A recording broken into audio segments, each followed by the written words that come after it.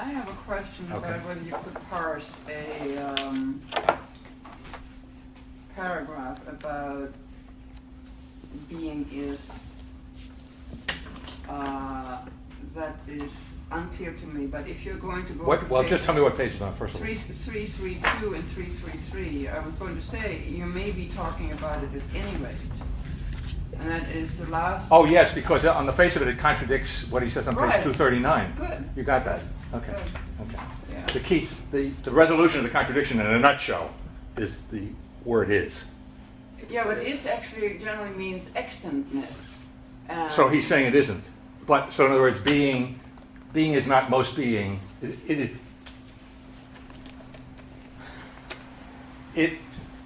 is never a being, and least of all most being. Yeah. But on 239, if my memory serves it correctly, and we can check it out when we get to this part of the text, the being is most...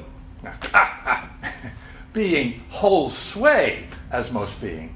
So he's making the distinction, he's assuming, he's not making it perfectly clear, but when he puts the is in brackets, yes, he's saying being is not most being in the sense in which beings are extant.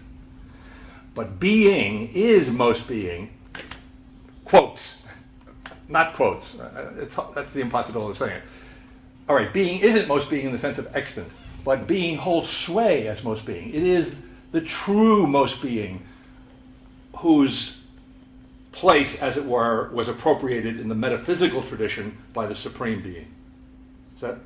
I think that's the gist The of the... distinction is that being holds sway, whereas being is. A being is. A being is, and being isn't therefore. Right. Because it is by no means a being.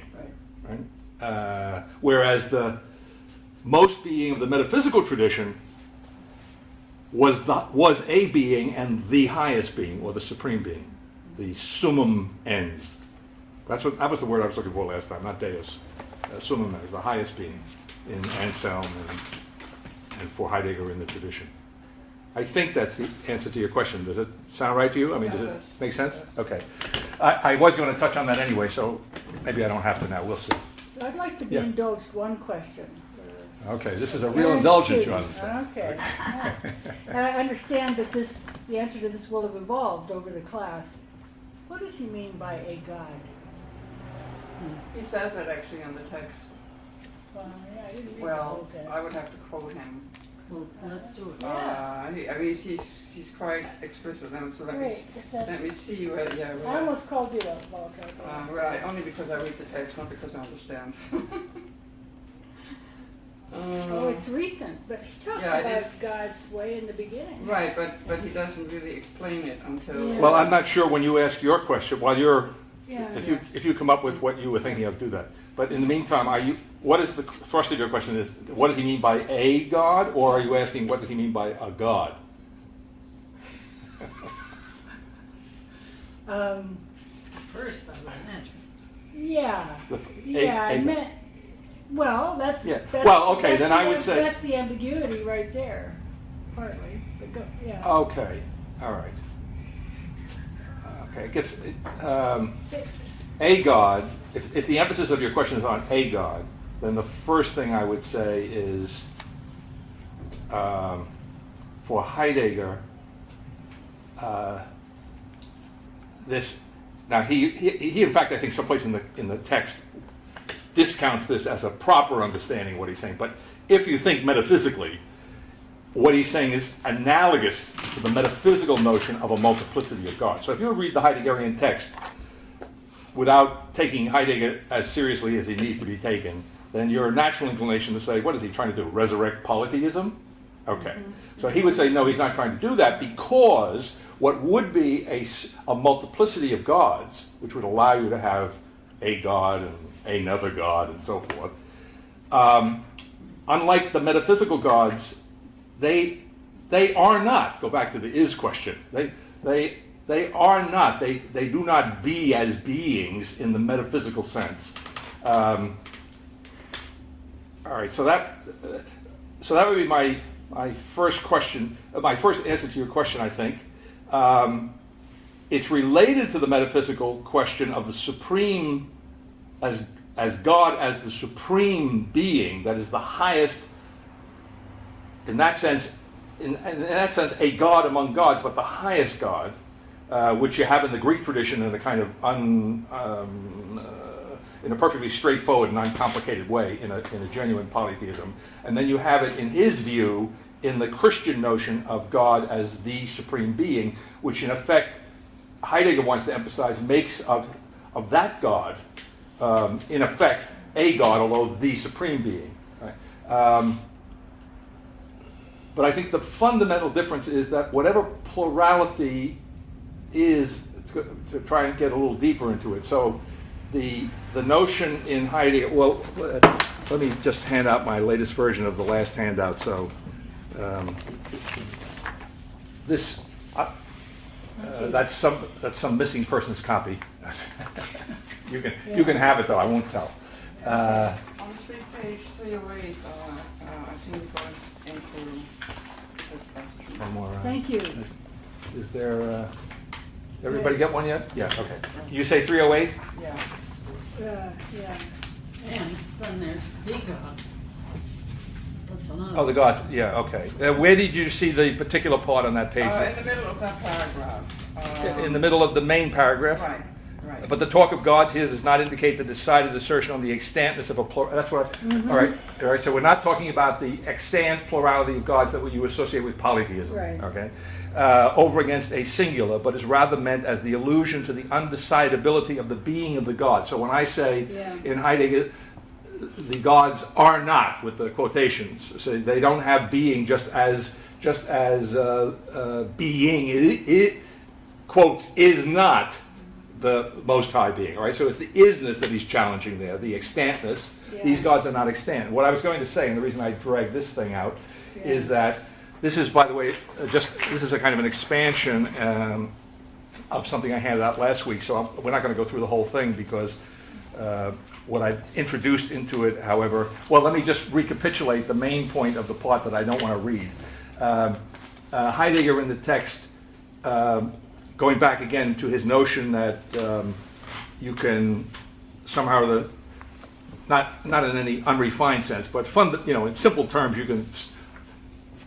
can take the metaphysical tradition back to the Platonic idea of the good, and the good is the equivalent of the supreme being in the Greek sense, beyond being, and where beyond being means beyond the beings who are objectively present, being in truth, the objects, as I was saying in class, of the pre-Socratic scientific philosophical tradition. The pre-Socratics were interested in being in truth, really, that's what they were interested in. Whereas Plato, under the influence, somewhat sublimated and, profoundly sublimated influence of Socrates, raises above and beyond as the source, as the origin, as the energy that generates, in effect, the being in truth that the pre-Socratics were interested in. He raises above that this so-called idea of the good, right, as beyond being, but it's some kind of, as Heidegger says in the quotation here, just at the very beginning, where where is it? One tries to go beyond beingness. Yeah. Does he have the anide? Yeah, right. In the third line of the handout, ousia. All right. So, and then he's saying, well, there's some kind of being beyond ousia. There's some kind of being beyond the being associated by Plato with being in truth. That being is the idea of the good. All right. Now, what we say on the handout here, quoting from the text, what I'm trying to nail down and point out is that what Heidegger does, where is Heidegger? Where is he? What the heck is he doing? Right? Well, what he does is he looks at that beyond being and he turns off, as he says, and I quote him again on the handout, he turns off into the beyond. So he, as I was saying over against Husserl, in Novitas Mundi, I say in Husserl you have the eclipse of God. Okay? So this is a deepening of that eclipse. It's in a certain sense, it's a more profound eclipse because the eclipse of God in Husserl is a very, I can say this literally, it's an explicitly self-conscious eclipse of God. You see, he's refining the Cartesian project of giving a more perfect foundation for science, right? Well, so that's a self-conscious thing, and Husserl therefore is very self-consciously making the epoche the bracketing of the substance and the existence of the world, you see, but it's a kind of really rarefied Kantianism. Husserl is repeating that kind of dualism in Kant between the noumenal and the phenomenal world. In Husserl, it's the difference between the unepochade experience, our life experience, and the epochade, purely phenomenological experience, you see? So he repeats, so that if Husserl is the Kant, then Heidegger is the Hegel, okay? And so therefore, that tentative, almost timid from a Heideggerian point of view, you see, incomplete eclipse of God, as I phrase it in Novitas Mundi. Now we have, you might say, the complete, the profound, deep eclipse of God, where God now, in sometimes clearly and sometimes not so clearly distinguished, is the God of Plato, the God of Plotinus, the Neoplatonic God, and then the Christian God, insofar as you can assimilate the, let's say, certainly the Anselmian notion of supreme being. If you can assimilate that to the Platonic, Neoplatonic, Aristotelian tradition, then Heidegger wants to eclipse that in a more complete, if I can put it that way, less tentative, less self-conscious way than Husserl is doing. So when I get down into that, I call it Alice in Wonderland move, right? Now I'm now in the underworld. I'm in the undermining of the philosophical tradition from Plato through modernity, with the important critique of the Christian interlude of the medieval thinkers. I'm down under here now, and now it's not that I'm not going to talk about the gods or the divine, but now I'm not going to talk about the gods or the God or whatever, the divine, as something extant, as objectively present, you see? And so, like everything else down here in this originary ground, in the Abgrund, you see, where freedom means really the freedom to decide to be oneself, you see, in other words, where freedom means potentiality. And in fact, I quoted him from memory last time, even though we had read it, and I found that I was substantially right. In other words, what happens is that this, the clarity of this darkness knows itself. That's what I was emphasizing last time. And then looking at the text again, it knows itself, and that mindfulness of the clarity of the darkness of this, I want to say, subworldly world, the worldliness of the world, the deeper essence of the world, you might say, the origin of the world, surfaces in this conceptual thinking. This mindfulness rises to the surface as knowing itself, but now knowing awareness, not the absolute self-knowledge of Hegel. So it's in this context, all right, and so therefore the question of the last God is a question of decision. But the problem is, when we say decision, because we're all more or less Kierkegaardians by direction or indirection, we want to think of some sort of worldly decision, some sort of decision in linear time, some sort of decision, that we're going to somehow or other move past, right? And as he emphasized, we've emphasized it here, and he emphasized, I think, again, in his own way, in different contexts in today's text, the end that we're talking about here, the last God we're talking about here, or the ultimate decision, the decision, is not a decision past which you move, right? It's the decision in which, in a certain sense, the finitude and uniqueness of being is held, right? That's it, right? So that's and so what's unsatisfying about that is exactly the perfection of the phenomenological description of where we're at, of the Da. You see, if you want more than that, then you've slipped back from the metaphysical position. You're back before Husserl. So we're certainly not going to be there. So this is really profoundly descriptive of a pre-metaphysical, pre-contrived, a pre-self-conscious, a pre-controlling understanding of being. Something like that. I don't know what the question was now, but anyway. That's great. Yeah, go on. That's helpful. I didn't understand one part that you said. Okay. Probably more than one part, about the self-knowing not being the same as Hegel's Absolute awareness. absolute awareness Um, in this arising out of Absolute knowledge. Yeah. Yeah. Absolute knowledge. Yeah. Well, because because we don't. So he wants to get past the subject and the subjectivity objectivity dichotomy. Therefore, he wants to get past ego. Therefore, he wants to get past. He wants to get to the originary ground of self-consciousness. He doesn't want to get absolutely get past that. I'm going to make that point more technically in a moment. He wants to ground it. In other words, we're not a question of lopping off the first beginning. We're not lopping off the history from the Greeks through to Nietzsche, right? There it is. And as what I want to emphasize in today's reading, which we've already said in effect, but he drums it in just because he's getting to the end of the book, right? That this first beginning, while it's the first beginning, and we're in the crossing that follows it between it and the of the beginning, and while it was while the truth of the beginning of the first beginning is in the whole picture, the untruth that I can say belongs together with the truth of being, right, which is now coming to mindfulness. You see, that self-knowing is the self-knowing that arises from the ownhood, from the owndom, from the selfhood, which is the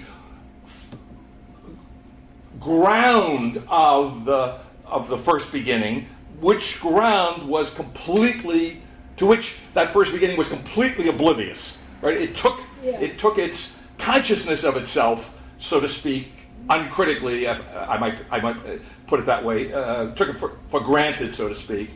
And if it's taken for granted, it's another way of saying that it didn't understand that at the deepest level, it's a matter of having to make a decision. Something like that. Yeah, that clarifies it. Okay. Thank you. Now, okay, since I pulled this out, I just want to call attention to what's new on this expansion of the last handout. And there are two basic sections to note. One is a result of Adam's here glib comment about beyond the good, beyond the good, and I thought, well, I can't let that pass. So there's a paragraph, if I can find it, which I put in here. Yeah, on the second page. This is an additional paragraph. Nor in the second paragraph or the first paragraph beginning on page 2.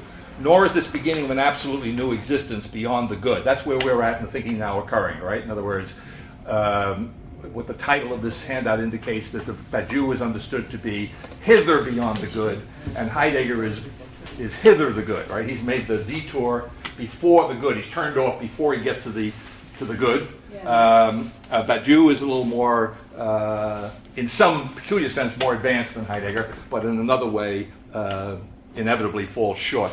All right, so, but if the thinking now occurring is defined in this context as beyond the good, then the issue raised by Adam is, well, how about beyond the good, right? And as I reflected on that, I thought of my friend Meister Eckhart. If there's anybody in the history of the tradition who, in this context now, right? Meister Eckhart was not, to my knowledge, in any way a mathematician or a set theorist, right? But if you were to look at Meister Eckhart in the context that has developed, there is, as I put it, there is the possibility which has to be denied here, right? In other words, this beginning of an absolute new existence beyond the good is not to be confused with an impossible return to Meister Eckhart's beyond the God, not the God and not the creature, with what I'm calling here now, in fairness to Meister Eckhart, right? With the possibility. In other words, his thinking possibly could be understood in these terms as this infinitely regressive beyond the God. Okay? Whereas I'm saying, so analogously, there's no beyond the good. Now, what's this? All right, so that's one thing to deny that possibility, right? So what's the justification for denying it, all right? For the first time, the beginning and end of the beginning and end, and that's a reference to the language of the appendix to Faith and Philosophy, of the thought of existence is the very simplicity of the historical existence of very simplicity. So to put it in terms that Badiou would understand, which I do a little bit later, what we're up against here is the real.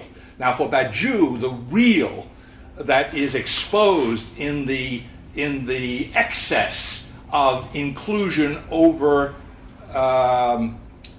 belonging, or to put it in terms that we discussed when we were, the analog of this is the discussion we had about Peirce and what's the Peirce's logical terms, denotation, connotation.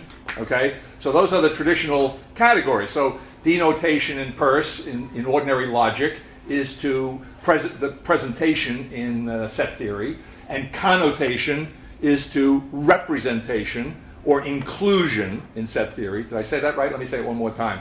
Presentation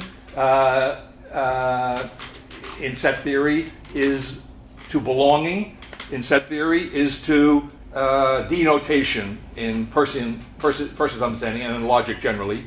And then, where should I start? Representation is to, in set theory, is to inclusion, as in the more generalized logic, as connotation, right? So, or you could say, if I really want to globalize this thing, so to get Descartes into the picture, what we're talking about in Cartesian terms is existence, presentation, representation, denotation, sheer existence, and thought, right? So the thought of existence, and so thought, in some sense, if I look at it in a set theory way, includes existence.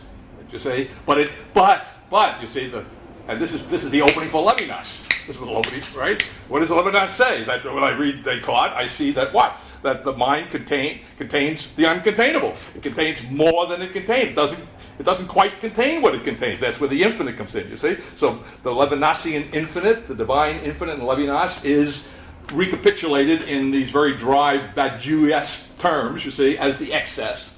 Now, instead of that infinite God, of the theologian from a Badiou's point of view, from the theological perspective of a Levinas, instead of that excess, that infinite as the divine, as the form of the God, you say, it becomes the void. It becomes the void in, right? But that's the real. So in other words, the real is either, in the tradition, it's either the God. Now you can pick your particular brand of the God. So you can be a Platonist, you can be a Christian in Heidegger's understanding of Christian theology, and there's a lot of truth in that, as I indicate my little critique here of Thomas in a moment. So you can have your Christian, the God. You can have your Christian, the God. You can have your Platonic, the God. You can have your Levinasian, the God who has vanished, never having been present. So you can have, right? Or you can have the void. Okay, and Badiou opts for the void post Heidegger. Okay. Okay. Thinking now occurring wants to say that in Plato. All right. So I want to go back to what I was trying to explain here about the positive reason for denying the reference back to Eckhart is that what we have here, in terms that Badiou would understand, is that in the thinking now occurring, the real, that up against which. And by the way, we encountered the real in a much more gentle way. Oh, I love these Americans. These guys, they take the wind out of everybody's sails. You see, they do. Poor Kierkegaard.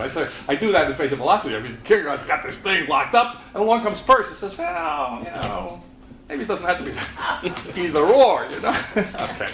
So what I was about to say was, the real pops up, of course, is a very important thing, fundamentally important in Peirce. You can't understand pragmatism without the real. But the problem is, from the point of view of this absolute European self-conscious discussion that's going on here, well, yeah, the real is never exhausted by thought, but on the other hand, there's no sharp break between the real and thought, you see? So it gets fuzzy, but where fuzziness is, that's great, it's fuzzy, you see? That's not because there's something wrong with our minds, that's the way reality is. Okay. So we have encountered, in effect, the real all over the place. Badiou just brings it to a head. And what I'm saying here, in effect, is that the real as the stopping point, you see, as the obstacle, is Badiou's way of phrasing it, the real is neither the one nor the void, or any kind of blending of the two, let's say in American pragmatism. Right? The real is existence. For the first time. That's the real. There's nowhere to go. There's no behind. That's another way of saying, in more technical language, nothing but existence. Put it real simple. That's what it means. But if you put it technically, that's what we're really talking about. All right. So Existence is, oh, I say it, look at that. So at the end of that paragraph, existence is the real for the first time. Simplicity of existence, the beginning as absolute impasse. That's a tipping my hat to Badiou, right? The impasse, the real, that which, beyond which you can't get. Well, you not only can't get beyond it, because it is the beyond. You're beyond X, right? You're beyond the good. That's why you can't get it, right? The impasse is right there in such a way that there's no reference beyond it, right? Okay. Now let's see. Did I have this in the last one? Not that paragraph. No, the next one I didn't, or I did? In this You connection? did not. No. Okay, so I'll read that. Are you sure I didn't? Okay. In this connection, it is noted that Badiou. No, I did have this last time. So I don't want to repeat it now just for the sake of time, but I've really already explained what I'm talking about. You could read it. Okay. Another new paragraph here is the next long paragraph. Badiou describes Kantor's theorem concerning the relation of a set alpha to its power set p parts of alpha. All right. So in the notation, alpha is less than the parts of alpha. All right. Now that's a very simple statement, but it's profound. What it's saying, therefore, is that any set, the parts of any set exceed the set, and that's the opening for Badiou. You see, that's the opening. There's an excess there. There's a what do I want to say? There's an incommensurability. So you don't have to go back to the. And he loves to use the word diagonal. Right? Well, what was the problem with the diagonal? The Greeks found out one day, right, that there was no commensurable relationship between the diagonal of a square and the side of a square, and that offended their passion for rationality. Okay, all right. So the set theory, or philosophically conditioned, or the set theory conditioned philosophy of Badiou understands that this incommensurability is somehow the diagonal that cuts across what otherwise would be a settled situation. See? And that diagonal, that incommensurability, that excess, that inability for the container to contain everything, doesn't turn into God. It turns into the real stopping place, the real impasse, which is the void, which is the site, or is that on the edge of which is the site of the event, right? For novelty, for something new to happen, right? That's the way he's thinking. So what do I want to say here? So Kantor's theorem is fundamental opening for Badiou here, and he reads this, his description of it, as the law of the quantitative excess of the state of the situation over the situation. Concerning this excess, he says, Badiou, it is the impasse or point of the real of ontology. Earlier he had written, quote, Kantor's ontological thesis is toward the infinite as supreme being or absolute. It's really neat, right? I mean, the really great thing about Badiou is he takes this purely abstract notion of set theory as ontology, and then he really colors it by, in effect, I don't know whether I quote him verbatim here, but in this passage, either here or explicitly in the dots, he calls Kantor a theologian. Kantor's really a theologian. So Kantor goes from the notion of the impasse, right? He extrapolates in a kind of Levinasian-like move implicitly, although he's not doing philosophy per se, right? But he extrapolates from his mathematical understanding to the thought of God, to the thought of the infinite. If I put it in terms that both Levinas and Descartes would understand. However, says Badiou, you could take the same pivot point, if I can intrude that language, and you could go in the other direction. Right? That's what he's really saying. However, one could also argue that Kantor, in a brilliant anticipation, saw the absolute point of being of the multiple is not its consistency, but its inconsistency, a multiple deployment that no unity gathers together. The key word there, no unity, right? No one, no God, therefore, right? Speaking in traditional terms. Kantor's thought thus wavers between ontotheology and mathematical ontology, which is where Badiou is at, in which consistency provides a theory of inconsistency, in that what proves an obstacle to it is its point of impossibility, and thus, quite simply, is not. Right? Consequently, it fixes the point of non-being from whence it can be established that there is a presentation of being, right? So that there is existence, you see, depends in some sense upon non-existence. So you have the precedence there. So just as in Plato, I say just as, there's no simplification, but analogously, as in Plato, being and truth depend upon what is beyond being truth, but that beyond being truth, as has already been acknowledged, is a kind of, by Heidegger, is a kind of anai, a kind of being which is a little more than ousia. It isn't quite exhausted by ousia, you see, as the source, as the energy. So instead of that being beyond being, so to speak, the good, the idea, the one, God, the divine, whatever, instead of that we have what? Beyond, as the ground, as it were, of the presentation. The ground of existence is non-existence. Right? So now and we're not. That's not a strange idea reading Heidegger's text, right? Because I pointed out to you, although Heidegger doesn't put it together, I put it together for him, right? The not takes two forms in Heidegger: not yet and no longer, which is an analog of what we were talking about in the Thinking Now Occurring as not yet and not still in the morality seminar, whereas Heidegger in his text equates that couple with not. Right? Whereas the Thinking Now Occurring equates that couple with beginning. So another way of doing this is that in Heidegger and in a more radical way in Badiou, as it were, the ground of existence is the not, or nothing, or the void, different forms, right? In the tradition of which they are both radically critical, the ground of being would be some other being, right? Some being beyond beings, the good, the creator God, especially as the supreme being, and so forth and so on. In the Thinking Now Occurring, as it were, by the same analogy, the ground, as it were, or you have to be careful here because at this point ground is going to lose its meaning, but if anything, see, this is the whole point, it's the whole point. If anything were to come before existence, if existence weren't the impasse, if existence weren't the real, then what would come before the impasse that existence absolutely is would be beginning. But of course, that's the whole point. Beginning doesn't come before existence. Beginning is existence. Okay? All right. So calm down, Leahy. Calm down. It's all right. All right. So where were we? All right. But for we go back to Badiou. All right. So the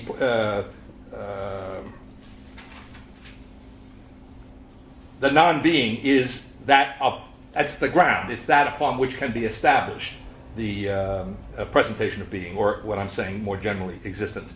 That it be in the place of this non-being that Kant pinpoints the absolute or God allows us to isolate the decision in which ontologies of presence, non-mathematical ontologies, ground themselves, the decision to declare that beyond the multiple, even in the metaphor of its consistent grandeur, the one is.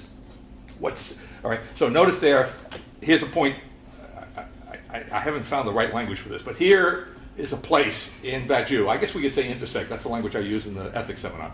Here's a place in Badiou's thinking where the Thinking Now Occurring and Badiou's thought intersect. It's one of several. And that's his understanding that philosophy is beyond ontologies of presence, right? So there's no problem with the Thinking Now Occurring as far as that goes, right? Presence is presence for both Badiou and the Thinking Now Occurring belongs to the past. What set theory enacts, on the contrary, under the effect of the paradoxes in which it registers its particular non-being as obstacle, which by that token is the non-being, is that the one is not. All right, so the one in place. And then this is another new paragraph that I put in here, and this brings Thomas into the discussion. Badiou's nomination of the void as ontologies real in place of the one is not insignificantly prepared in the thinking of Thomas Aquinas. In Summa Contra Gentiles, the paradox in Aquinas is formulated as the proportion of improportionality between God and the natural intellect. And then I quote this, and this is my own particular translation of a passage which I quote in Faith and Philosophy, where I allowed the guy the translator to put in the word gap for distance, but I thought this was too technical a part of the discussion to allow that, right? So the translator of the same passage as quoted in, I forget his name, in Faith and Philosophy, in a couple of key places, substitutes as his translation for distancia, for distance, he substitutes the notion of gap, right? Now, I think intuitively he's on the right track, as this thing is going to demonstrate, but I want to be more literal, right? So this is a more literal translation of what Thomas says. The distance of the highest intellect in the natural order to God is infinite in perfection and goodness, but its distance to the lowest intellect is finite, for there cannot be an infinite distance of finite to finite. So the distance, so I think the translator probably said gap at this point, right? So the distance between the lowest and highest created intellect is as nothing. That's why he was saying gap. You understand? In other words, he's jumping the gun a little bit. He's jumping the... I'm sorry. That's all right. Hey, Dave, I'm sorry I got stuck downtown. Okay, I did it. Thank you. Thanks for stopping by. Okay. Take care. So the distance between the lowest and highest created intellect is as nothing in comparison to that distance which is between the highest created intellect and God. However, what is as nothing, this line is not quoted in Faith and Philosophy, but I think it's interesting to add it on here. It comes right after, it's in the text, of course. However, what is as nothing cannot make a sensibly perceived difference. Now, see, that language, Thomas is not thinking, because Thomas is a good, as far as he can possibly be so, right? A good Aristotelian. And as Badiou has the courage and the straightforwardness and the clarity to point out something a Gambit would never do. It could get it completely gummed up. Badiou points out in being an event that Aristotle clearly rules out the void. There can be no void, right? Now you can parse this. So for Aquinas, to the extent to which he is an Aristotelian in some important sense, but I have to be careful here. He also has no truck with the void, the notion of a void, right? And yet, what I'm saying here, in effect, is that the void comes into Thomas. So how can I reconcile those two statements, right? Because then you want to make a distinction, which Badiou would fully appreciate, between a natural void, a void in nature, do you see, and an ontological void, or let's be a little more careful here, a void in the area of ontology, all right? So what I'm saying in effect here, although I'm not elaborating it on the page, Thomas is in full agreement with Aristotle that there is no natural void, do you see? But he's closer to modernity. He's the setup of modernity, because after creation ex nihilo, as far as human thinking goes, I mean, you can't blame Luther and Calvin for saying the creation is nothing. I mean, if they didn't have the caution of a medieval mind, if they weren't coming out of, they were coming out of the medieval church, so to speak, you see, literally and in every other way coming out of that church, how could you blame them for oversimplifying it, right? I mean, there's a whole tendency already set up in Thomas, right, which would not be there in the ancient world.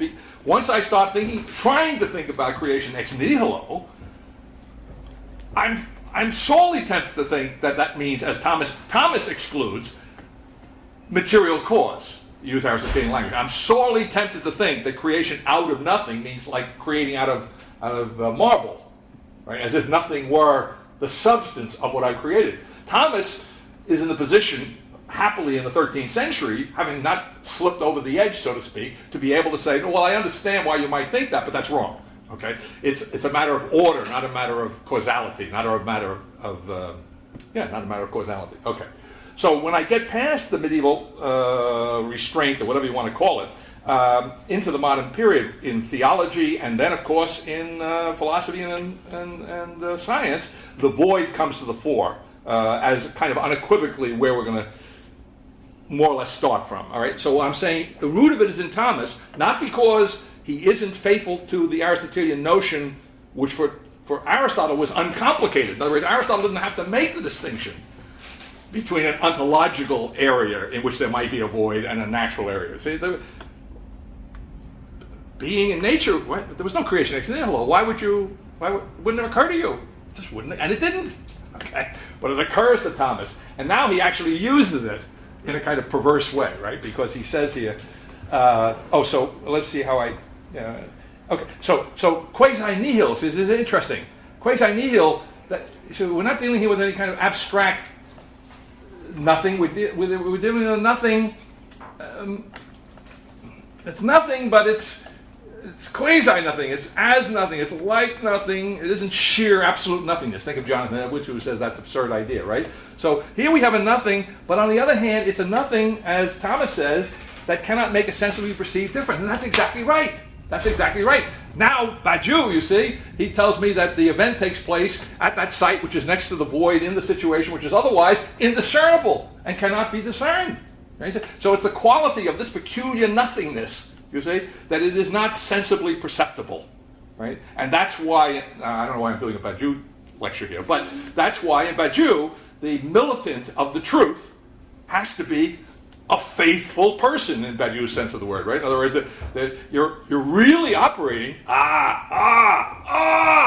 you see, Heidegger takes us into the clarity of the darkness which is self-knowing and rises to mindfulness, but Badiou is not satisfied with that. He wants to, I don't know how to put it, I'm thinking now in computer terms, he wants to import that darkness into the field of operations, or you could reverse it. He wants to export our normal sense of operation into that darkness. He wants to operate in that darkness. You see, he wants to operate, and that's why you have to be the faithful militant, because you don't know what you cannot know by definition. I mean, it reminds me a little bit of the vagueness in pragmatism, but it's a much more Marxist version. You see, in other words, the pragmatist is a built-in vagueness. Like we're going in a certain direction, but anything is possible in the meantime, right?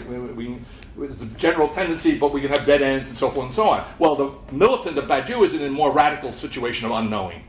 To say, and in that sense, he can't be self-conscious in that sense. So see, and so he has to rise into the subjectivity, which is a kind of I don't know, ontological act of faith. Probably existential is not right. An ontological act of faith. Okay. Now, just to finish off the Thomas thought. So, then summarizing what I've said above, which will include the transcribing Thomas a little bit here in the next paragraph. Now, thought thinks absolutely beyond the origin for the first time, thinking now occurring. In the absolute immediacy of the act of creating the world, no situation is, and a fortiori, the state of the situation is not. So there's neither presentation in the set theory sense. Actually, there's no presentation because I'm saying he's not inconsistent. Badiou is beyond presentation, but he's not beyond presentation and inclusion. I say that later on.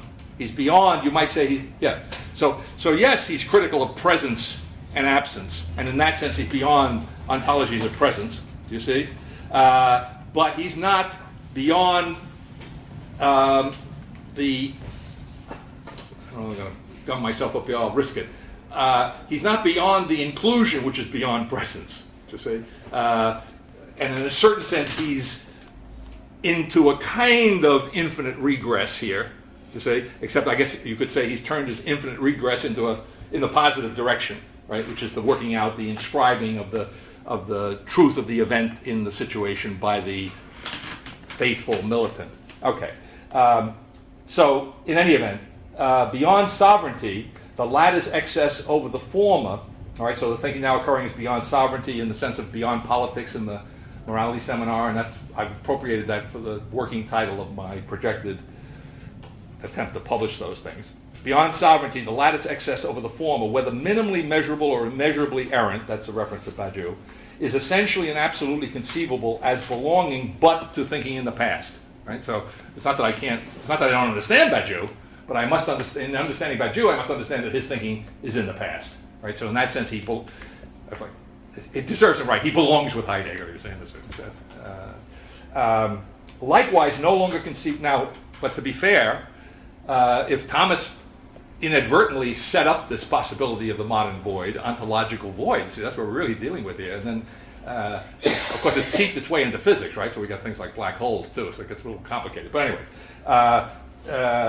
likewise, no longer is conceivable of the void in Thomas's comparative incomparability of God and creature, reference to that peculiar proportion, which I've transcribed here as finite distance denominated by the void, or identified as the void, or the void predicated of finite distance equals infinite distance. So you could play with that in a kind of mathematical mode to see different ways you could read that.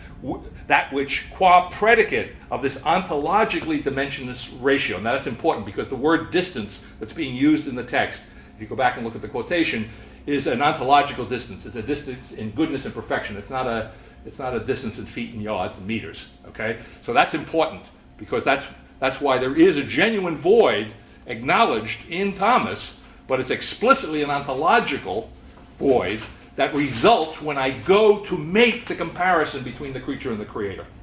You see? So it's kind of, I say it's the paradox in Thomas. The paradox is that there's no comparison between the creature and the creator, and I'm going to prove it to you by showing you, that's all right, telling you how it is, right? I'm going to set up a comparison, the proof of which is that there is no comparison. That's what I'm saying, the paradox. But what I'm saying here to emphasize is that in doing that, he's not talking about the physical world, the natural world. He's talking ontologically about difference in being. All right? The difference between infinite and finite distance is an ontological distance. Okay, so that's really genuinely the ontological void. I want to do more with that, but I didn't have time. Beyond set and power set, beyond belonging and inclusion, beyond axiomatic ontology and excess, neither the one nor the void is conceivably the point of the ontological real, as never before the impasse of ontology is very existence, which I've already said, but I just put it together there. Beginning now, reason actually beyond absolute reason, right? And that's a non-dramatic way in this context of saying what I say a little more colorfully in the preface to Foundation, where I say that now, for the first time, reason explodes to fit the form of faith. Right? I don't mean reason explodes in the sense it goes away, any more than Heidegger would mean that if he said something similar, which he does sometimes. But that it is now taken the form of faith. It's a reason which is now actually beyond the absolute reason here, which obviously is a reference to Hegel, and therefore implicitly to all forms of self-consciousness, but even more so, even the ownhood and the selfdom and the selfhood of Heidegger, who is beyond self-consciousness only by a detour, only by not really, who is not beyond it, right? Who is hither, who detours, who avoids it. He avoids it, right? Okay. Okay, so the real for the first time, so it exists itself, absolute particularity, just to tie it in with something else I've said. All right, so now I want to go back, of course, to catch up a little bit, but this is related to everything here in a very profound sense. On page 285,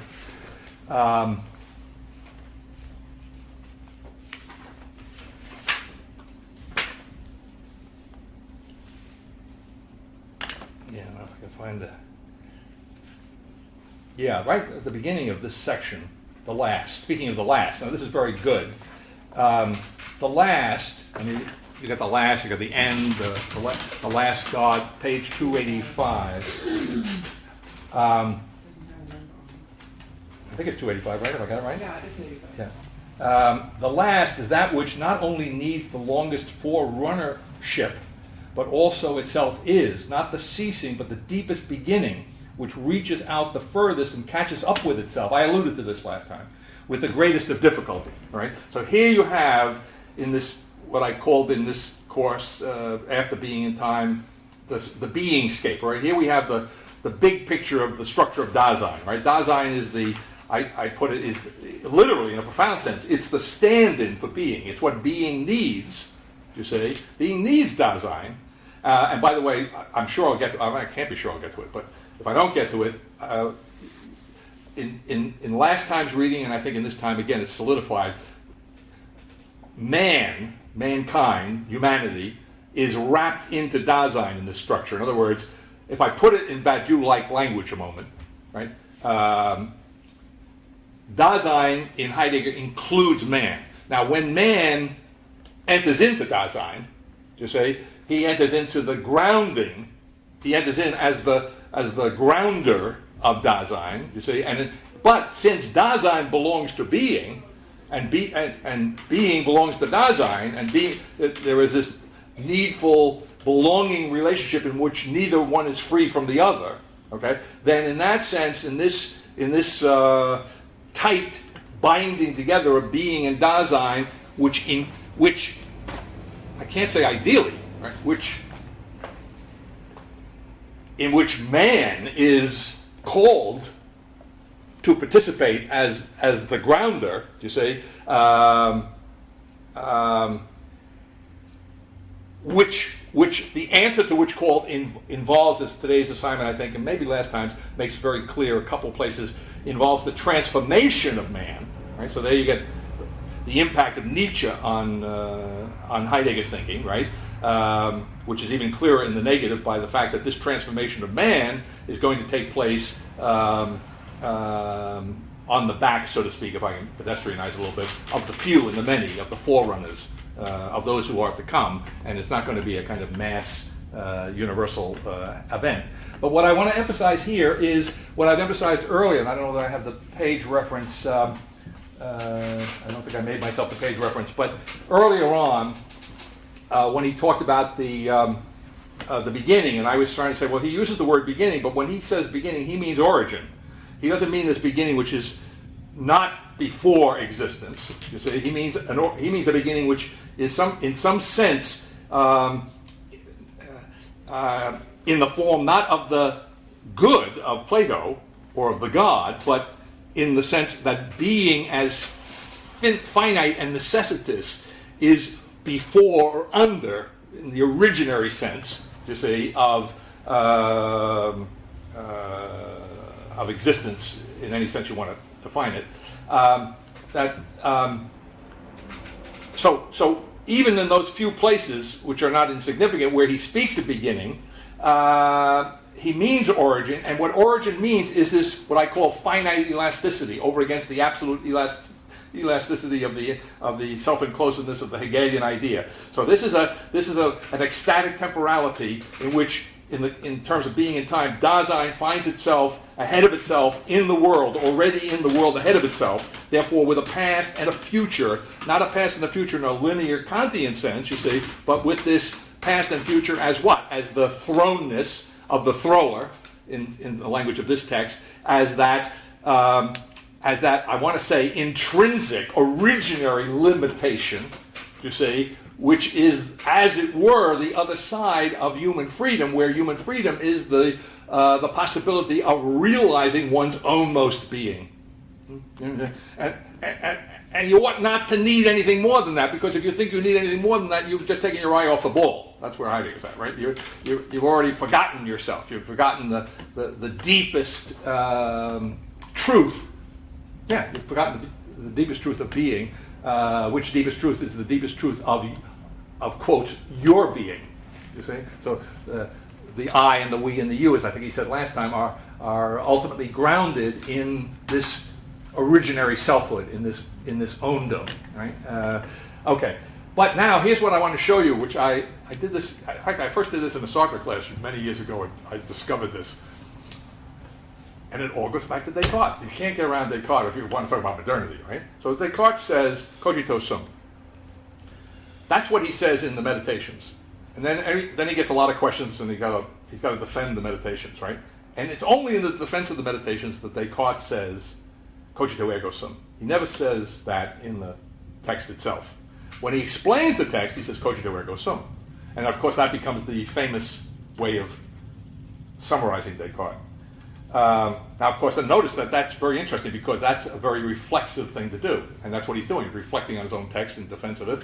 So the ergo comes in when I move from the immediacy, the undeniable immediacy of his intuitive inability, the intuitive impossibility of distinguishing I think from I am in the text, right? When I reflect upon it, I introduce the notion of ergo, okay? Now, you know what ergo means?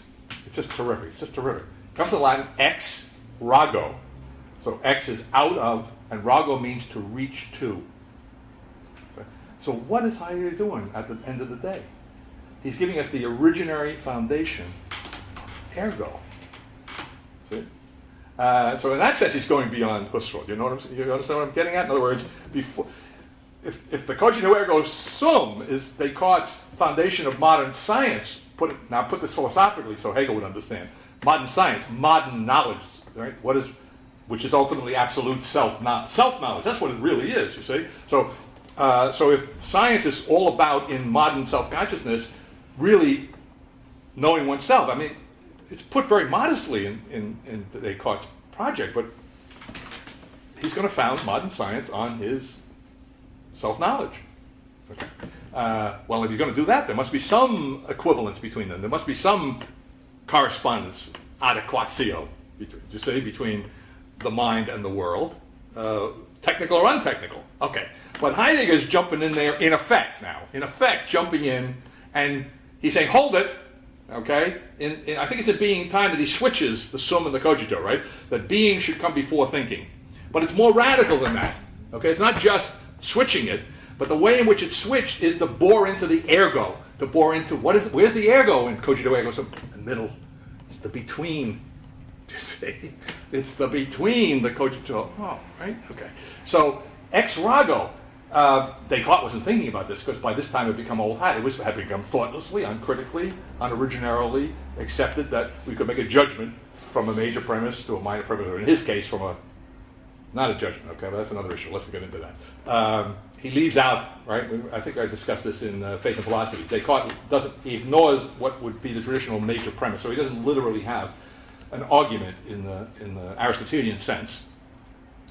I was thinking, I'm just going to say this and I'm not going to explain it. The reason he leaves it out is that what I do emphasize in Faith and Philosophy is that Descartes is, because his ultimate commitment is not to the ergo, which is an afterthought.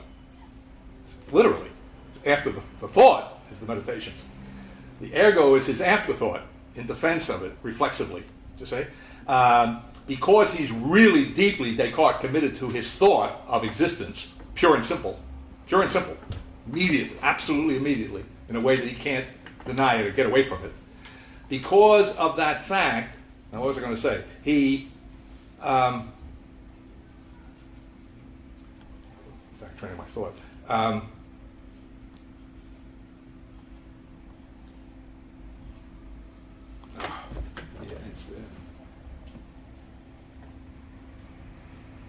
I don't know I can't make the connection of the sentence in my head. Where was ergo? Huh? Ergo was the issue. Yeah, I know.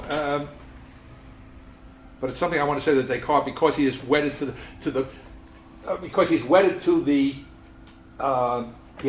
what I say that he, in that undeniable moment, that pre-reflexive moment, what is intuitively unchallengeable is his being not nothing. Okay, so for Descartes, his ultimate commitment is to the finite as not nothing, and that's what's swept up by and set aside ultimately absolutely by Hegel, right? Where the finite is swallowed up in the infinite, right? But so I was starting to say something like, so because Descartes is completely committed to that, the finitude of his being not, to the fact that as finite he is not nothing, right?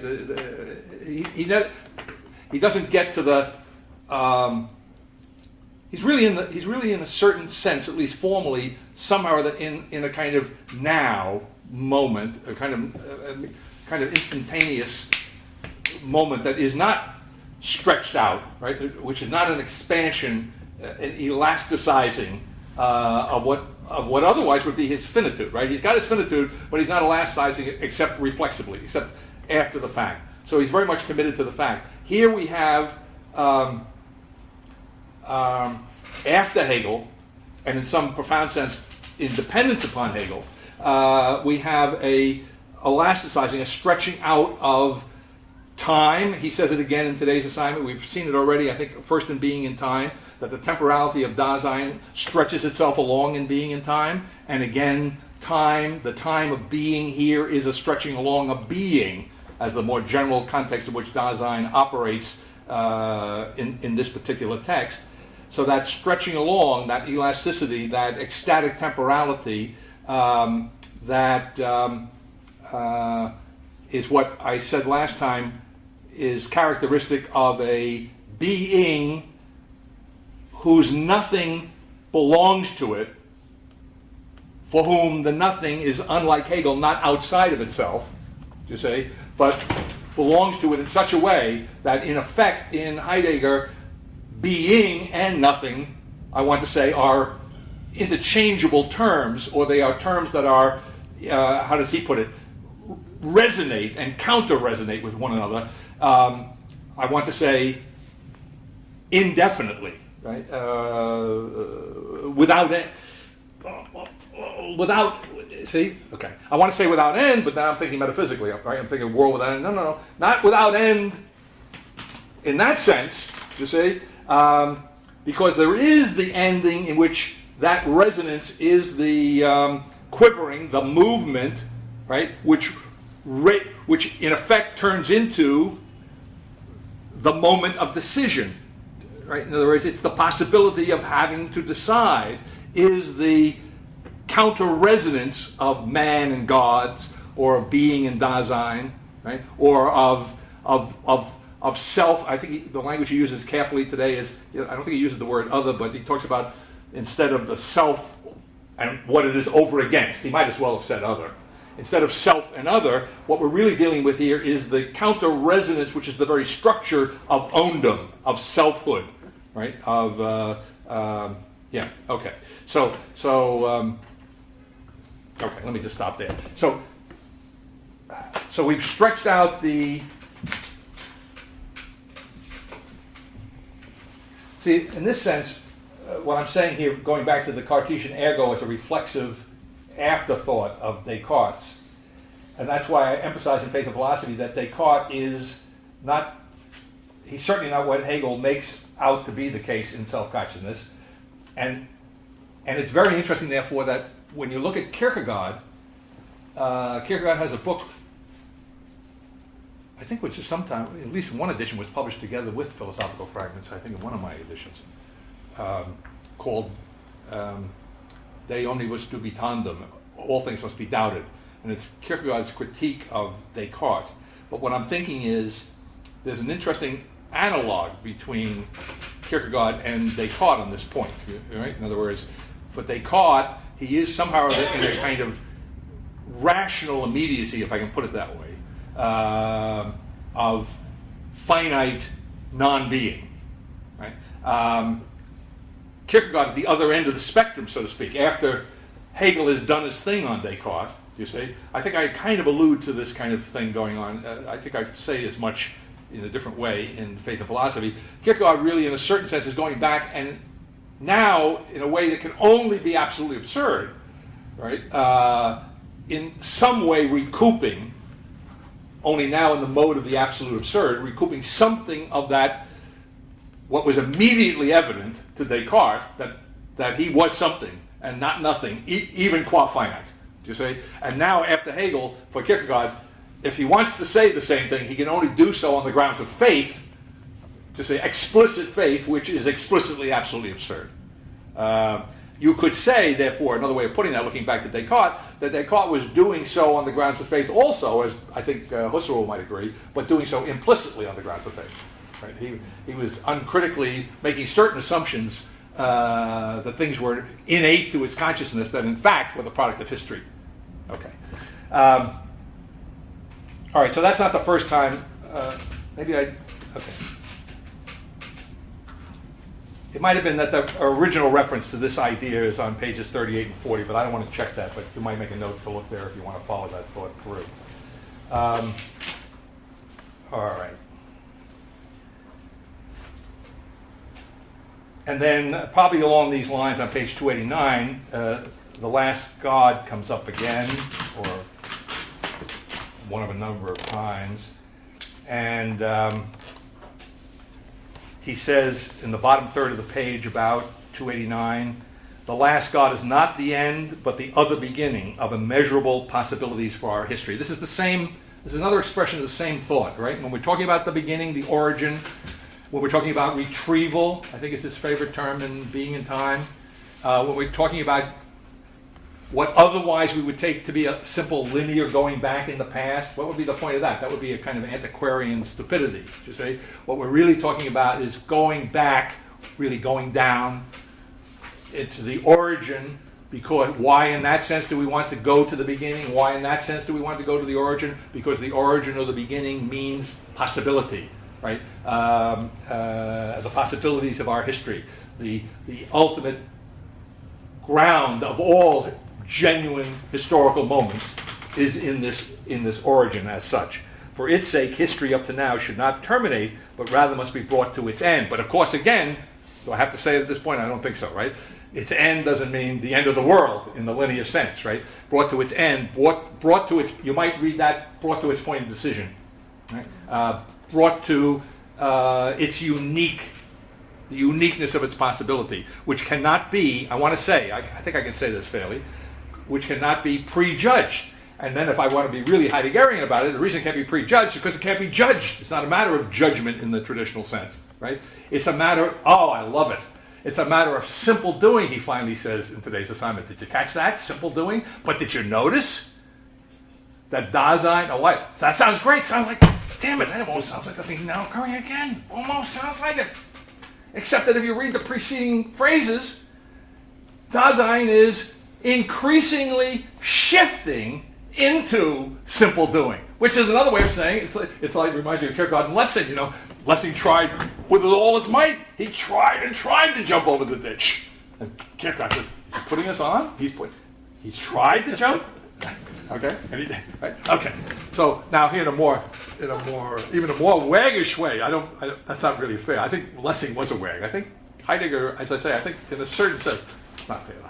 I don't think he has a real sense of humor. See, I think that's what is missing from Kierkegaard. So you might say with utter seriousness, okay, Heidegger is doing for us or inviting us to try to leap in a non-metaphysical way. You see, it's the leap. He's in the leap, but notice his leap.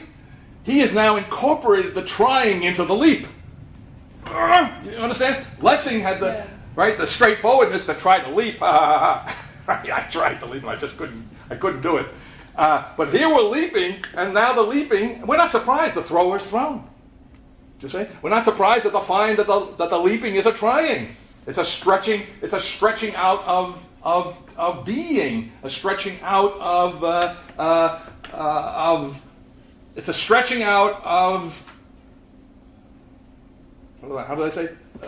Well, he doesn't use the word, of course, but it's a stretching out of the arrival at simply doing it. Just do it. Just do it. You either jump or you don't jump. Okay? But now, see, so the leap has now gotten deeper. That's what I say. Okay. So Lessing would be proud of him, I think, if he had survived.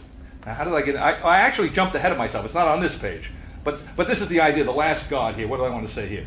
So okay. So not terminated, but rather must be brought to its end. We must bring about the transfiguration of its essential and basic positions in crossing and in preparedness. So there's another good index of what I'm talking about, right? In other words, the crossing. We have this. Well, we have to be careful here. I can't say goal because he already told us in today's assignment that what's going on here in this originary ground, that being is the how did he put it? The prevention. I don't want to use the word elimination, but the prevention of all goals. Okay, so we're in the between. You'd almost say is right? If there were a goal, on the analogy to what I just said a moment ago, if there were any notion, there's an ambiguity in the term end here. Okay, so if end meant a goal, then we would be misunderstanding it, right? So in the sense in which there are no goals, then end here cannot be that kind of metaphysical linear end. It has to be this unique moment of decision. But this unique moment decision takes place in the context of a being which is stretching itself out, right? Stretching itself along in its temporality, and in a crossing, you say, which is a crossing to bring about the transfiguration of its essential and basic positions in crossing and in preparedness. All right. So in other words, the preparation is unending, right? Or the unending preparation, in a certain sense, is the end. It's really the being ready in some sense without moving on to, if I put it in terms of the ethic index, simplicity, readiness is the first station. The second one is discretion. Do you see? The second one is some sort of patient perception of what's different. And then the third, the culmination of that, is doing the right thing, or in Heideggerian terms, it's the simple doing. But the simple doing here, we're in the shift, right? So discretion, perception, knowing awareness. Is that right? Knowing awareness? Yeah. Knowing awareness, as opposed to absolute knowledge, is finitely, is the elasticity of finitude. The knowing awareness is this, it's as if you had the discretionary moment, if I can put it that way, of the thinking now occurring, doing the right thing, because the discretionary moment just kept stretching out, you see, at the edge of which in some sense might be the possibility of simply doing, but indicates itself in manifold enonies, that originary unity, the originary one-timeness of being manifests itself, indicates itself in a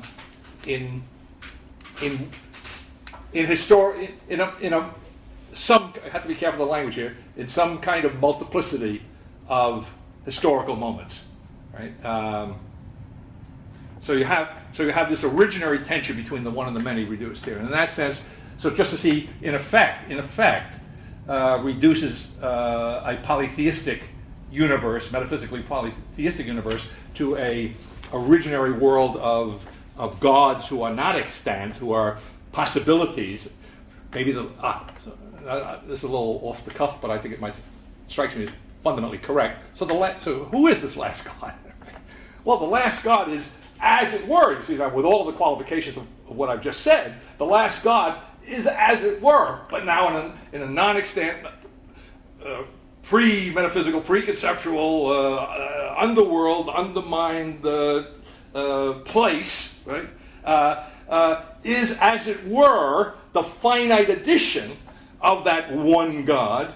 Do you say? So the first shall be last, and the last shall be first, right?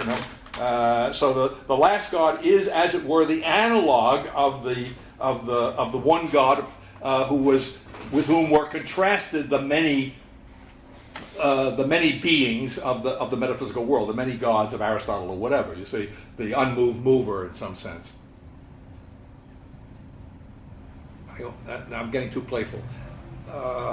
This last God is maybe not the unmoved mover, but the unmoved moving, the quivering, unmoved in the sense that there's nothing outside of it to be denied. This is the total eclipse beyond Husserl of the God that Husserl's phenomenology eclipsed. It's the total eclipsing of that world, you see, and the God of that world, whether beyond it or embodied in it, depending on whether you're Hegel or whatever. And now I've got what? I've got not an unmoved mover, but what I've got is an unmoving motion. And when I say unmoving here, it's really not a flip idea. I think it's right. It's unmoving in the sense that it's not a part of anything. There's nothing beyond itself, so to speak, in terms of which its movement, the movement of this moving could be measured. So it's really a kind of neat inversion, but it's more than an inversion, right? When we do inversion in thinking, we're in another world, another universe. But it's formally, at least, a nice, neat inversion of the unmoved mover. It's an inversion of the one, right? And to put it more simple in typical direct Heideggerian terms, the one becomes belonging. The one becomes this being bound to one another in the sense that neither of the resonators, the resonance or whatever they are, can be free of the other. That reminds me of another one of those crazy songs, Love and Marriage Go Together. That's before your time, right? You never heard that one? Horse and carriage. Like a horse and carriage. Sinatra. So I think. Okay. Okay. So somewhere in 302, I was going to point out something on 302. Yeah. Well, I've already talked about the one-time occurrence of history. That notion, maybe we should just flip over quickly and come back to 326.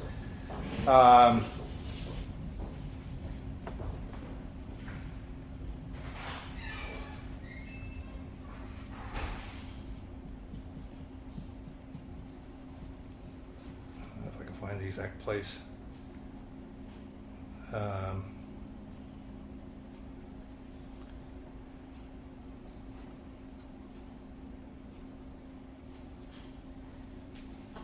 can't put my eye on it, but oh yeah, there it is. In the second paragraph on page 326, in the crossing from metaphysics to which being counted as the most general and most common, the uniqueness of being will come to essential swaying in a correspondingly unique estrangement and opacity. To the thinking in the crossing, everything that belongs to being history has the non-ordinariness of the one time only and this time only. Right? So the uniqueness of being the whole manifests itself, you see, in what I'm calling, for want of a better term at the moment, well, I guess I can substitute for, it's implicit. I don't have to use the word, I was going to say plurality again, but I don't have to do that. The uniqueness of being in the whole manifests itself, indicates itself in the manifoldness of unique times, one-time onlys, right? Unique moments of history, but does so in a finite way. So in that sense, he's on the road to, or there is a positive relationship between Badiou and Heidegger. He's on the road to Badiou, I was going to say, because there is in a certain sense certainly in no metaphysical sense, there's no totalizing here, right? The closest you come to totalizing here is the wholeness of being, right? So instead of the totality in its parts, which implicitly, neatly can be broken down mathematically, in the metaphysical universe. Here we have something much more difficult to pin down, so to speak, but that's the thoroughgoing potentiality of the freedom of the abground, which is the ground of history. Right? So to be grounded in freedom is to be grounded in potentiality. To be grounded in potentiality is to have something at least analogous to the kind of fuzziness that surrounds every entity in American pragmatism. Right? Except that we're not dealing, as American pragmatism is, still on an idealistic level in which there are beings that have fuzzy edges. No. You see? Here we're dealing in the originary ground of all idealism. You see, in which being, as I think he said it very nicely. I don't know if I can do him justice, but he's earlier said, and we've noted it, in which, in a certain sense, well, he says that Dasein, for example, is at the very heart of beings. But of course, what is Dasein? It's the stand-in for being. So being penetrates, I don't think he used that term, but that's the thought. Being goes right through beings, you see? There's no real separation. I think in today's assignment, especially, if not in last time's assignment, he understands the so-called ontological difference that he otherwise makes a lot of elsewhere as really a passage. That one is not to get hung up on the difference between being and beings, right? Which makes more sense metaphysically than it does in this originary context. So in this originary context, I really can't distinguish a being from being in this finite necessitous sense. And to the extent to which Dasein, I think he says in today's assignment, is a being, it belongs to beings. But to the extent, man, I think it's man. I think it's the extent to which man is a being, he belongs to beings, but to the extent to which man is man, understand here, I think, man who is grounding Dasein, who is, as it were, incorporated into Dasein, to the extent to which man is man, he belongs to being. And that tells me, insofar as man, using him as an instance of a being, is what it is in its own most being, if I can put it that way. It ain't a being, right? Or it, insofar as any being is what it is in its own most being, it belongs to being. But, yeah, the own most being of any being is to belong to being. Right? Understanding it being with the dash, it being as finite, not. But it belongs to being. So that's the inabidingness. In other words, in Hegel, you could reduce every being, including man, you could reduce all beings to being, and they wouldn't belong to being because they'd be vaporized in Hegel. There'd be no, right? So the belonging, the originary unity here, turning it into belonging, is preserving being in the deepest sense. Being is a matter. See, being is so this is his rebellion against Hegel. This is why he's on Kierkegaard's side and Husserl's side, even though he wants to undermine them simultaneously. Right? But this goes back to Novitas Mundi. Where's the anti-Hegelianism of this notion? The anti-Hegelianism is that in its own way, right, in this originary way, with a shift of what the truth of beings is from being, absolute infinite being, to finite being, nevertheless, in that shift, beings belong to being. They're not evaporated. They're not swallowed up in the infinite. You see? And they in being in their themselves being preserved, they are indications of the manifold preservation of being. They are, as it were, you see, the instances of the preservation of the self. Now, I have to put this in quotes, going back to Spinoza. What would be the originary version of what Spinoza would understand would be the self-preservation of being, but this would be the self-preservation, as it were, of being. Right? And it can't, but this is the consistency, it can't preserve itself, even in this profound Heideggerian sense, without beings belonging to it. So in other words, it can't preserve itself at the expense of beings being preserved and coming into their own most, so to speak. And of course, the middleman in that maneuver, the between, is Dasein. Understand in the fullest sense, Dasein incorporating, or Dasein to which man belongs, or into which man has entered, is the medium in which beings belong to being. I think that's right. And that incorporates being and time into this text. And there's really no disagreement between these two texts. This is a deepening and an amplification, I think, and a filling out of what he didn't quite get to, and maybe hadn't thought through in Being and Time. But it's not like it's not like he went anywhere. Okay. All right. So I jumped ahead. Let's see if there's anything else in between there.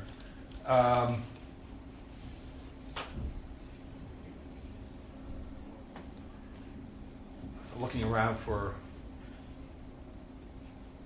definition. Well, on 304, I think there's some statement about history which you can put into the hopper as part of the definition of history in Heidegger. And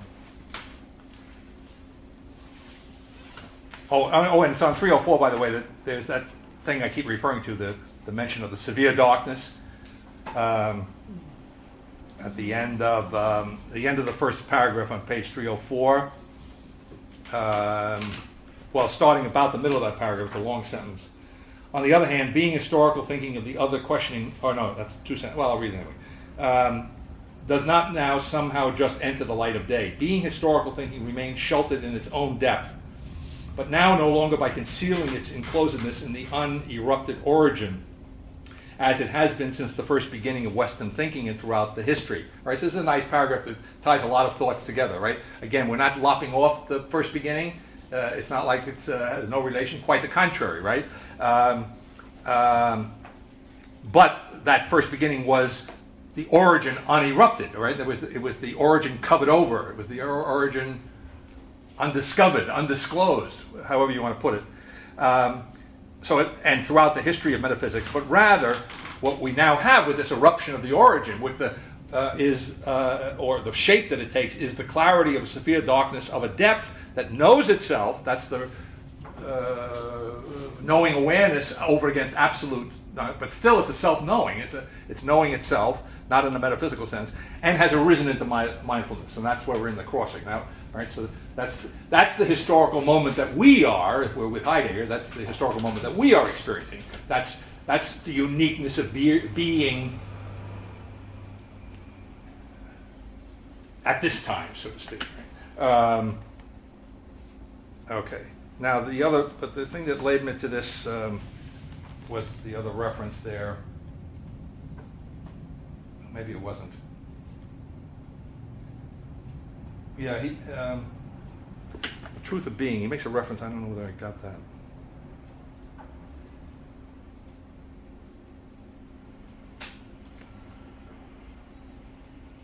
I don't see the particular line, but we've said it in any event. On page 305, and it will repeat it a couple of times in today's assignment, being is needed by gods. Being is needed by gods, among other things, is consistent with the notion that the gods in this originary domain don't have being of themselves, right? They are not, right? So the gods need being, and this being has been forgotten. The same being that the gods need has been forgotten by man, right? So when man comes into his own by coming into Dasein, right? When man gets beyond his forgetfulness of being, I would say that's simultaneous with man's being entering into heeding the call to ground Dasein, you might say. All right, and then that becomes the moment for the in Heideggerian sense for the enstrifing of gods and men. All right, for the dynamic counter resonance of gods and men,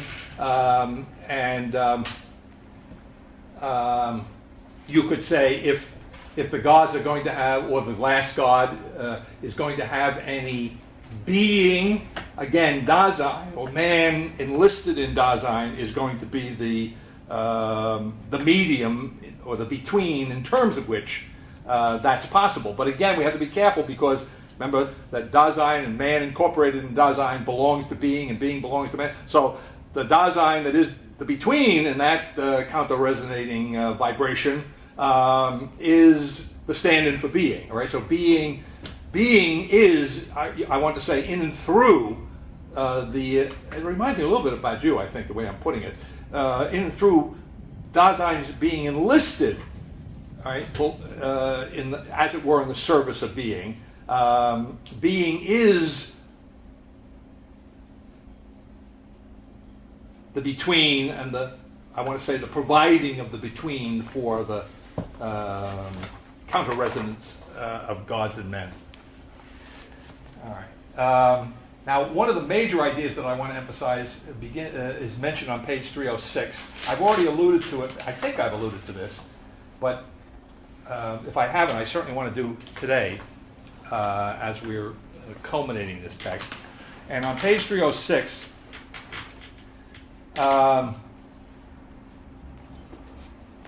let's start in the second paragraph in 306. These individuals still bring along what has been of the hidden being history, that detour through beings. All right, so the first beginning is a detour through beings. However it might appear, which metaphysics had to. Now, let me gotta read carefully. Metaphysics had to take in order not to reach being, and so to come to an end that is strong enough for the distress of another beginning. In other words, what he's leading to here, and there's really no doubt about it if you put these passages together, is that the detour of the first beginning is, in the very real sense, necessary. Right? This is, and I want to say that necessity is deeply consonant with the notion that what we're dealing with here at bottom is ownhood. We're dealing here with this not infinitely self-enclosed space of Hegel, but with this finite self-enclosure, which is at once an opening projecting, a projecting open, right? Which is at once earth and world, which is at once matter and form, which is at once, I want to do this again, it comes up again today in reverse, the hollow and the jug, the walls of the jug and the nothing which is its hollow, that this being to which nothing and not belong, which is in some sense interchangeable, being and the nothing are interchangeable, that the hollow and the walls of the jug, the real message, if you didn't get it with the jug one, today he reverses it. Today he tells us, in effect, if I can find the passage eventually here, in effect he tells us, if I were to use the same analogy, that the walls are the nothing, and that the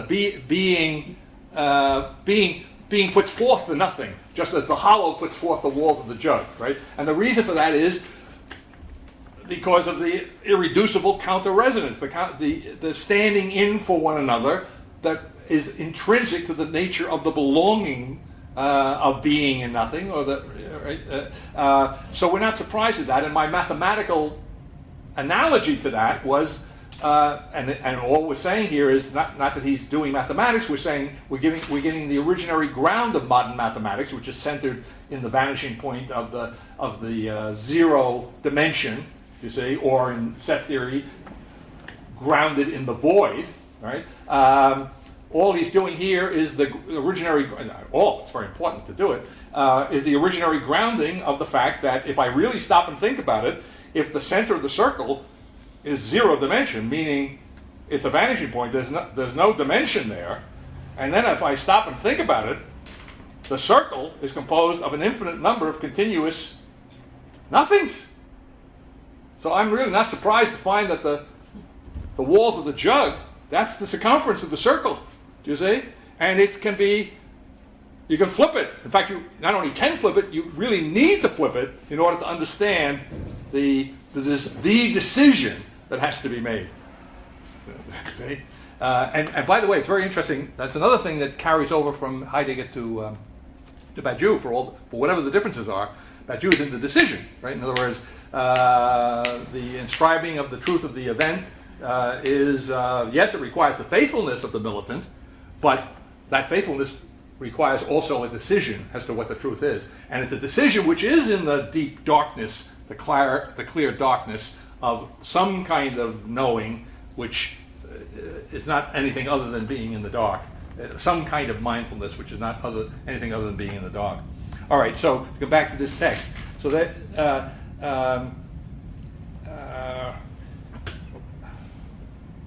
all right, so not to reach being, so to come to an end that is strong enough for the distress of another beginning. So this first beginning, for all of its, whatever you want to say about its untruth, the truth of the first of all, you can't say it's simply untruth. There is a truth of being in the first beginning.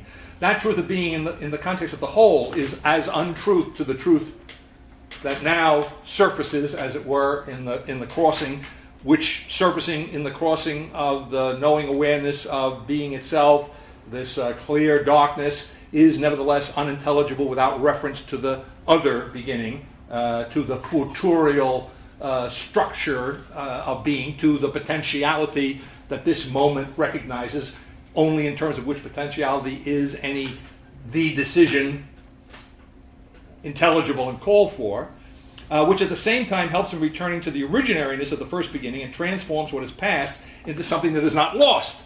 Right? So that's another form of the retrieval of the original potentiality or the potentiality of the origin. Right? However, the detour is not a detour in the sense of having missed the direct. All right, now here's what I really want to say. All right, there's a detour. It's not just, I want to say, pardon me, it's not just that it's providential that it happened. Right? It certainly isn't literally providential, right? The detour is not a detour, well, not metaphysically providential. Right? Maybe it is originarily providential. Okay. Of having missed the direct access in a shorter way to being. Nay, the detour first leads to the distress of not granting and to the necessity of lifting up to decision that which first ever inceptually was only the hint of a gift, which did not let itself be grasped and preserved. All right, so to the genuine crossing belongs especially the courage for the old and the freedom for the new. Now, I want to put this idea together. I want another expression of it on page 314. In fact, beginning at the very bottom of 313,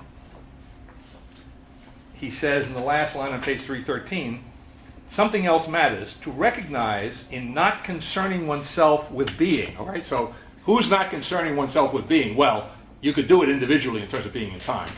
But here, well, we got all those we's, ours, and you's who are not grounded in selfhood, who are not, for whom self-awareness has not emerged. So what we're really talking about here in the large picture of the whole is the first beginning again. Okay?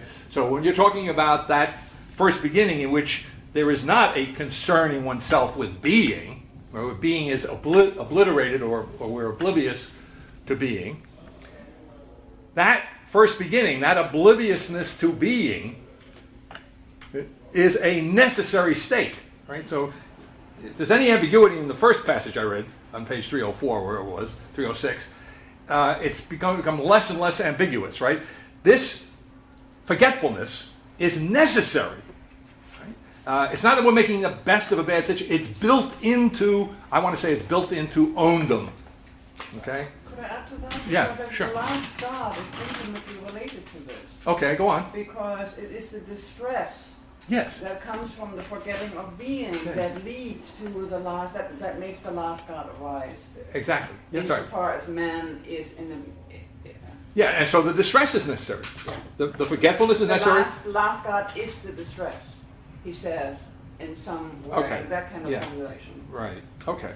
The last, I think probably, I don't know, we have to look at the exact language, but it's the last God I would think is probably that which arises As a result. of being distressed by the distress, right? Something like that. As the possibility of, I defined the divine here earlier on, I didn't say it today, but I equated it in effect with Heidegger's notion of mastery.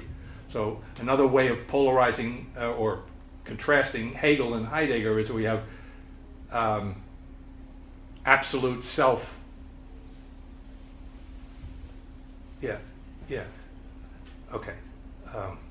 Absolute self-knowledge, you could say, masterful self-knowing in Heidegger, right? So he's explicit in a couple places in the text on that substitution, where Hegel would say, or idealism, he calls it sometimes, German idealism would say absolute, he wants to say masterful. That's the finite version of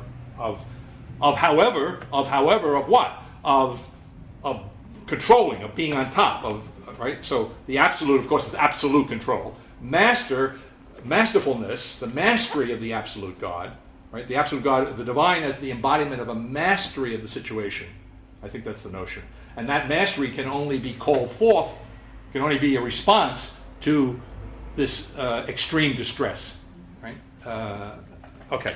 So a necessary state at the top of 314 in which an outstanding stage of the history of being itself is hidden, perhaps to hear out of this most insignificant of all events within today's affairs, the echo of deciding and owning, right? So the distress, the necessary, well, the distress that ensues upon the necessary state of forgetfulness, right? That is the echo.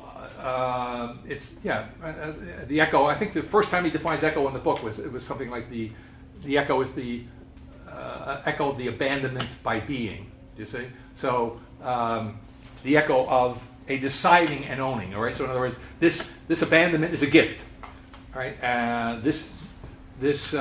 When an owning surfaces, when an owning manifests itself in this moment in history, then the gift is the invitation to the decision, something to that effect. All right, and then along the same lines on page 319, just to cover this particular base,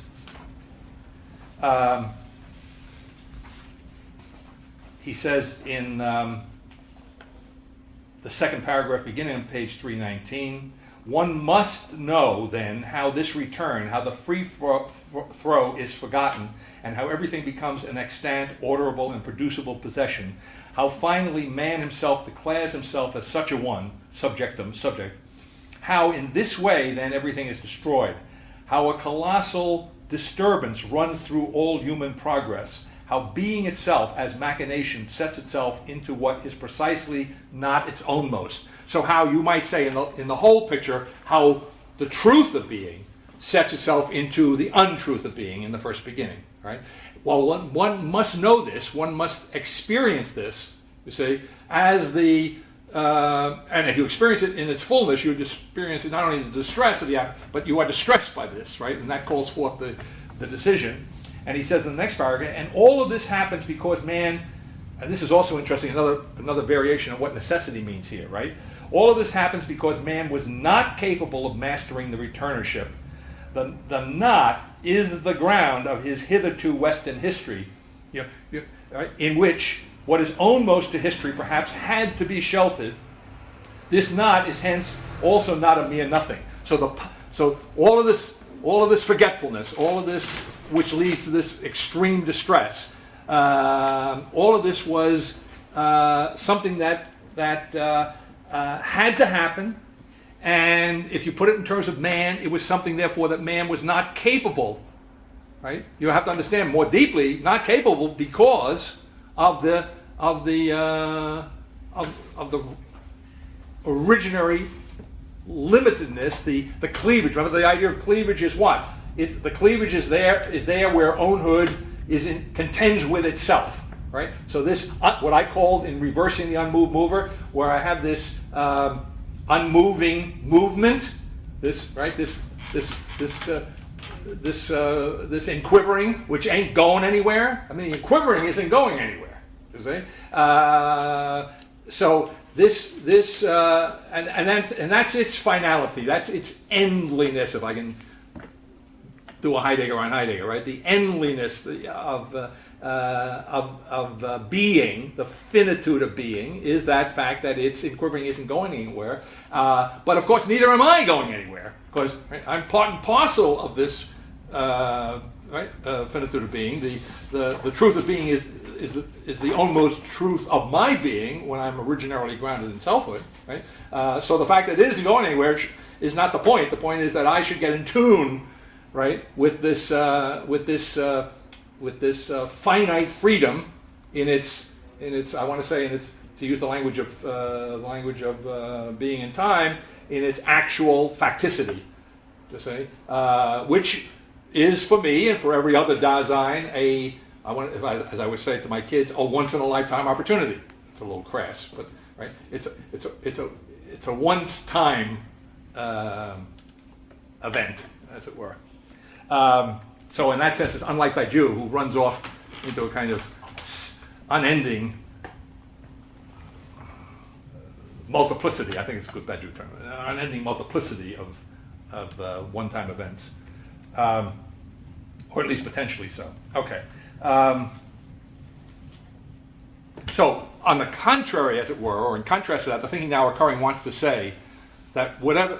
Now you can slice this a whole number of different ways. Okay, but so whether you're talking Heidegger in particular, if there were a detour, if there was a mistake. In fact, by the way, the thinking now occurring says there was a mistake, only it pins it down and puts it on poor Descartes' head, at the same time absolving him from any certain culpability. And the thinking now, the Novi Testimony, when it talks about modern self-consciousness as a mistake, acknowledges in the same breath that mistakes often are productive.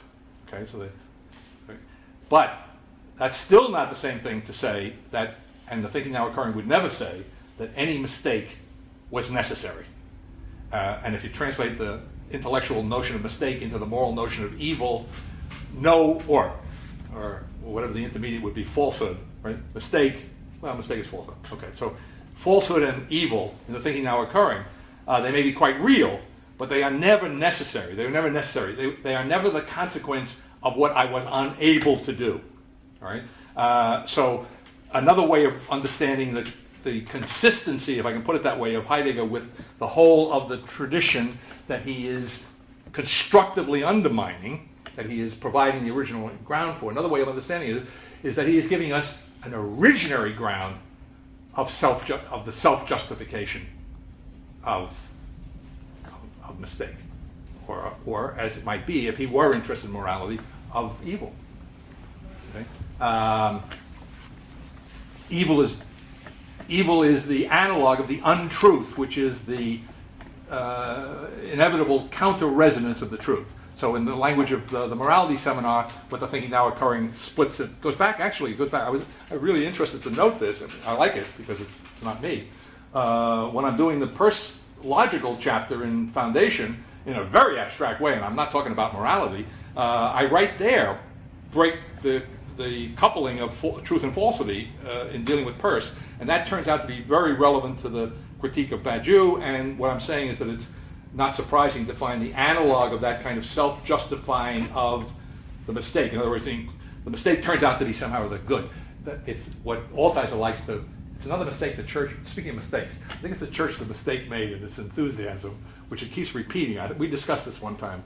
I brought in the East. Is it the Easter? no, is it Easter or? It might be part of the Easter liturgy, but it's part of the liturgy of the church once a year to include an ancient hymn that puts in the notion of the happy fall, the Felix culpa. Okay. Now, of course, the phrase, it's like anything else. It's like anything else. Whatever was meant originally, it becomes the excuse for Hegel, right? In other words, I think the original notion of the ancient Christians was something like, well, it's a happy fall in the language of thinking now occurring. I think they might agree with this. It's a happy fall in the sense after the fact that it happened, right? Well, the result turns out to be better, but it was not a happy fall in the sense of any kind of like, oh, if we could do that, we'd be in better shape, right? In other words, so whereas when you read Hegel, of course, the happy fall, and my friend Altheiser runs with this in spades, the happy fall turns into, well, if Adam and Eve hadn't fallen, if there had been no fall, we'd be still walking around like brainless idiots, and nothing good would have happened, you see. So it becomes necessary, that's the point. See, the Felix culpa, read self-consciously, becomes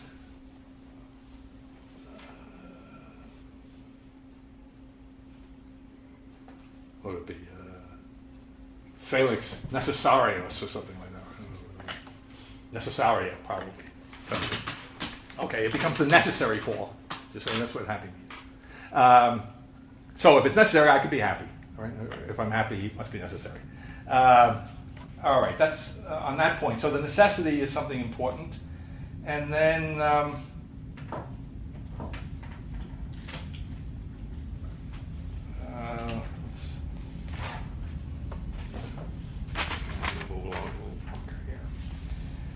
another interesting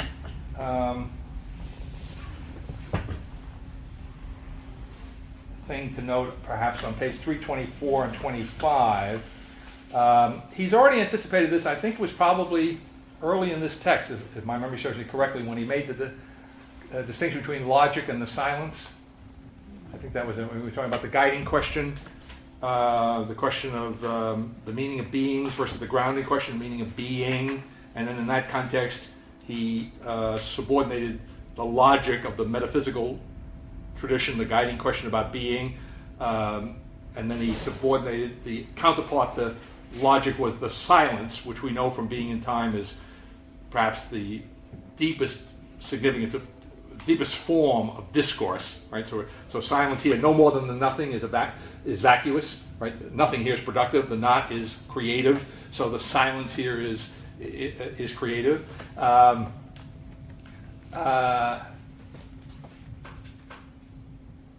So on 324 and 25, he speaks of logic in this sense, in the same sense that in the sense in which the first beginning was a detour, right? Caught up in that detour, caught up in the untruth of that truth, right? Is the notion of logic.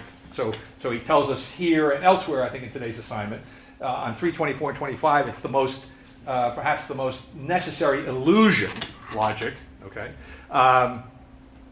And so but you go back to my comment on the ergo as ex rago, as really the logical version of this notion of the originary nature of the origin as a kind of stretching out from a self-grounding, deepening self-grounding of potentiality, the form of which is precisely its being able to reach further and further. And in the reaching further and further, however, the tension of the finitude of this elasticity is that in reaching further and further from the deepening original ground of its potentiality, it's always in the place of always in the position of having to catch up with itself, of always not quite coinciding with itself. You see, of that's right, and therefore not quite coinciding with itself, calling forth again in this deep sense the need for decision. All right, but this is so originary. This not coinciding with itself in the stretching out from the deepening potentiality to the further and further reaching is such that there is there is this continual shifting into simple doing. I almost suspect this. Another way of putting that, I don't think it's unfair to the text. I don't see anything to the contrary in the text. It's a continual, increasing shifting into decision, into the decision. Well, again, it's the joke. You say increasing shifting into the decision. But we really probably ought not be surprised that we don't get any ultimate, final, simple clarity on that decision. We don't get it defined exactly on any given page. Now, of course, what he says, well, I will not forget to get to this. What he's going to tell us, in effect, I say in the negative, is that if we got to that decision, we'd be doing the thinking now occurring. He can't quite say it that way, but I think we get close to him saying it that way.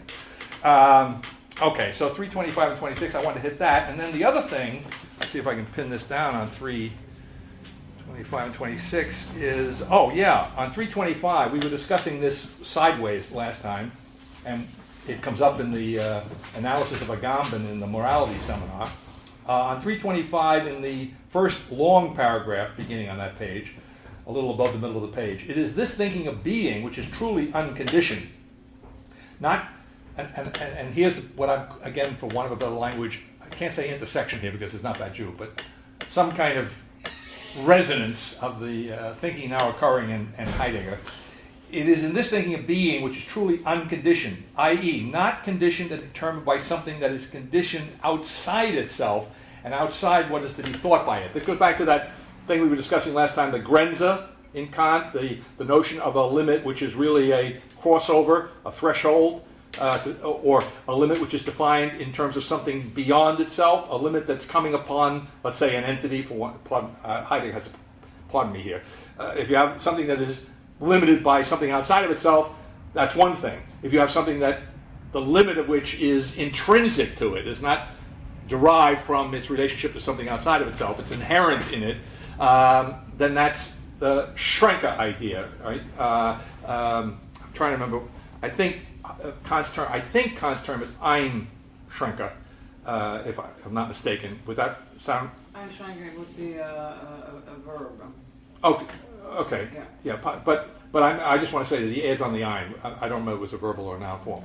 But in any event, Heidegger here is making a point analogous to, and that's his. I think he's not making an anticipation of thinking now occurring, but he's read his Kant. I mean, Kant is very important to him in terms of understanding him, and so he's now making the point in this originary ground of what he's elsewhere told us. You know, Kant is very important. The subjectivity of Kant needs to be transformed in terms of the inceptual thinking of the crossing, but it's not something to be. It's something to be looked at very carefully, right? To be transformed, how does he put it? Reassessed, I think is the translation of today's text. Sometimes Kant needs to be reassessed, certainly not discarded, right? So he takes from Kant, in this originary sense, that being, the limit on being, is a limit that is intrinsic to it, to use my language. Certainly not something, as he says clearly, is not coming from outside of itself. And therefore, again, that's consistent with what I'm pointing out, unlike Hegel. See, Hegel, you could say, is metaphysical and is in effect defining from Heidegger's perspective, and probably from Kant's, if Kant had lived long enough to have to deal with Hegel, Hegel's absolute idea, when it has nothing outside of itself, it's a negative acknowledgement, just say, of a kind of deficiency in the infinite idea. What would that deficiency in an absolute idea be? Well, it would be its lack of, as Peirce, not doing any of this, picks up on it right away. He calls Hegel an absolute nominalist, right? In other words, the absolute idea is so absolute idea. I mean, in a certain sense, Peirce concedes him that, but it's so absolutely a thought that's lost touch with reality. Do you see? So what I'm getting at is that even though there's nothing outside the absolute self-enclosedness of the Hegelian absolute idea, it's still a reference outside. Do you see? The nothing is outside. It isn't the nothing that belongs to being. The not and the nothing that belong to being that are belonging in the sense of counter-resonatingly interchangeable, do you see, as they are in Heidegger. And so therefore the real, that's another way of saying in effect that the real has been, as it were, incorporated in some sense into thought, right? Yeah, that'd be another way of understanding what's going on here, right? So we have thought and the real, if I put it in those terms, in Heidegger, in effect, belonging to one another, except that we now are alert to the fact, Badiou makes it clear if we had any doubt about it, that this real, however, cannot be separated, as Heidegger himself says, although he may not put it together this way, cannot be separated from not and nothing, where not and nothing, you see, are in the place of a beginning which is not originary. All right? So what I'm getting at is that the void that comes to the fore in Badiou here belongs to being, right? Or it's part and parcel of the originary ground. But now, what did I want to do here? Oh, yeah, okay, so that limit, yeah. So that's an important, so he has that notion, kind of Kantian-like notion, which in turn resonates with the thinking now occurring. But the difference would be in the thinking now occurring, the way it would be put is that there is absolute outside. That is, in terms of my handout, existence is the impasse of the real, right? Or existence is the real might be a better way, more technically of putting it. So that there's no possibility whatsoever of any kind of reference beyond the beyond X, the beyond X, beyond the good. All right. I've already, it's on this page, by the way, if you're looking for the text. I'm not going to do it again because we've already done it. It's here on this page 324 and 25, I forget which page, where he speaks of the shifting. Yeah, it's on 325. The shifting, increasing shift. The crossing increasingly shifts into a simple doing, right? So that's the leap that has incorporated Schelling's trying. I said Schelling, pardon me, Lessing. If I said Schelling, I don't know what I said before, but it should be Lessing. Okay, and again on 326, I think we've already hit on that, the one-timeness, the being only of history. And then we might as well take a look at the text here. I've already alluded to it, but I think it's important enough. On page 330 and 31, at the very bottom of 330, being is an owning. This word names being and thinking and grounds being, essential swaying in its own jointure. That should remind you of the cleavage idea, right? The cleavage in being. So in other words, the cleavage, what's the difference between a cleavage and, all right, so the cleavage is the analog. Did I put that on that diptych I handed out? It may be there. But if it isn't there, you could add it. The cleavage is the counterpart to the self-division in Hegel, right? In Hegel, I have a kind of perfect self-division in terms of which the supersession or the Aufhebung identifies and therefore in effect eliminates the other as anything other than the self, right? Here I have, in the context of a belongingness, an irreducible belongingness, in which beings abide in being, to say, in which they stand in being, they weather the storm, right? You notice how it gets stormy here at the end. He emphasizes that this is tough. You got to hang in there. This is a venture, right? But the venture, I'm almost tempted to say the venture is a nice, seductive word for try. Oh, but in for the long haul. Yeah, but it's a venture. It's a gamble. See, the venture. This is Badiou's word. It becomes a gamble. The militant who's inscribing in the situation the truth, which is otherwise imperceptible in the situation, and the fullness of which, by definition, cannot be known, right? It's a gamble. And it requires a kind of post-Heideggerian courage, you see, to do that. So, I mean, it's good. But it's still, if I'm gambling, if I'm venturing, if I'm trying, still doesn't quite cut. It gives me just a little bit too much room. Just a tiny bit too much room. Although you could say, in terms of our traditional psychology, of course it makes sense, you see. Okay? But, you see, this would be a more originary version of that psychological experience that one might have of trying. All right. So what did I want to say on this page here? So at the bottom of this page, however, this other point, which is not unrelated to this, so grounds being essentially in its own jointure, the cleavage, right? That's it, which lets itself be indicated in the manifoldness of anomings. So I've already referred to that, but that's a very neat, succinct statement of this originary tension between what otherwise would be metaphysically the one and the many, now becomes the counter-resonance and the resonance and the manifoldness and the manifestation in some originary sense of the belongingness of an owning and the uniqueness of its of the historical moments in which that belongingness plays itself forth, if I could speak that way. Okay. And then the other note that we made last time, but I think we found it originally on page 287. You might go back there at your leisure. But on 332, in case you missed it on 387, Heidegger wants to get it across very explicitly. In number 8 on page 332, this uniqueness we're talking about, and here's part of the owndom and the ownhood, which is really the ground here. So uniqueness is, hey, thinking now occurring is into uniqueness. Thinking now occurring is into otherness, maybe not strangeness, depending on how you read the word strangeness, right?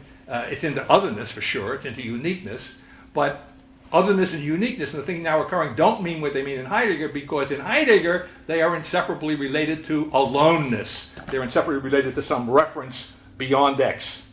To say, if I'm alone, then there's something missing. So even though Badiou is beyond presence and absence, beyond presentation, he's not beyond inclusion, we say. So he's hither, beyond the good. Heidegger is just hither the good, right? So he's still into a form of presence and absence, which takes the form of part of the weathering of the storm, part of the venture, part of the incompleteness, part of the increasingly shifting into simple doing. You see, coupled with that, in a profoundly logical, if you pardon the word, quote, logical way, is the aloneness of these individuals who are like separate mountain peaks. He borrows, I think it's really an image. I think Nietzsche has that image, but certainly there in Homer with the Cyclopes. Homer, Nietzsche, Heidegger, these few ones who are, if there is to be a voice of the people, they're going to be a voice of a few individuals, and they're going to be alone. Their uniqueness is going to involve their aloneness. They're not being able to rely upon one another, which is a very Nietzschean idea, and a kind of Kierkegaardian idea too. Again, undermined. All right, so uniqueness of being grounds its aloneness in accordance with which it surrounds itself only with, so now I can kill a couple of birds with one stone. All right, so the uniqueness of being grounds its aloneness in accordance with which, all right, so being in accordance with its aloneness surrounds itself only with the nothing. All right, so now I have the jug with which I have the nothing surrounding itself with the hollow, the nothing surrounding itself with, as it were, the finite being of the Schrenke limit, right? The jug calls forth out of its own hollowness its limit. It's not a limit imposed from without. Do you see? And now I've got quite consistently with the belonging counter-resonant structure, with the with the ability of one to they belong to each other. So one can't get the upper hand. It's a wrestling match that never ends. Okay. So the other side of this entanglement is not that the hollow produces finite being, the jug, as its what my language intrinsic limitation, but now quite the contrary, but not a contrary which is a contradiction by any means, right? This being, where the hollow was, I have being, right? And where I have the intrinsically called forth limitation of the walls of the jug, I now have the nothing. And that's my circumference, which when I think about it, is an infinite continuity of nothings, of zero dimensions. And I'm looking at it and I think there's something there. Well, I'm not wrong. There is something there. But that something, that being, that finite being, is nothing. And the nothing is what being is. And That's just the way it is. Sorry. Okay. Okay. So it surrounds itself only with the nothing, inside out of the jug, whose neighborhood remains the most genuine and protects the aloneness most loyally. I mean, aloneness seems to need, right? It's important to be alone. It's important here not to be beyond X. What's important is to ground, as we say on the handout, all possible forms of beyond X, to ground them in this originary space, which is the disclosedness of being. Protects the aloneness most loyally. In consequence of aloneness, being holds sway to a being continually, only mediately, through the strife of world and earth. All right.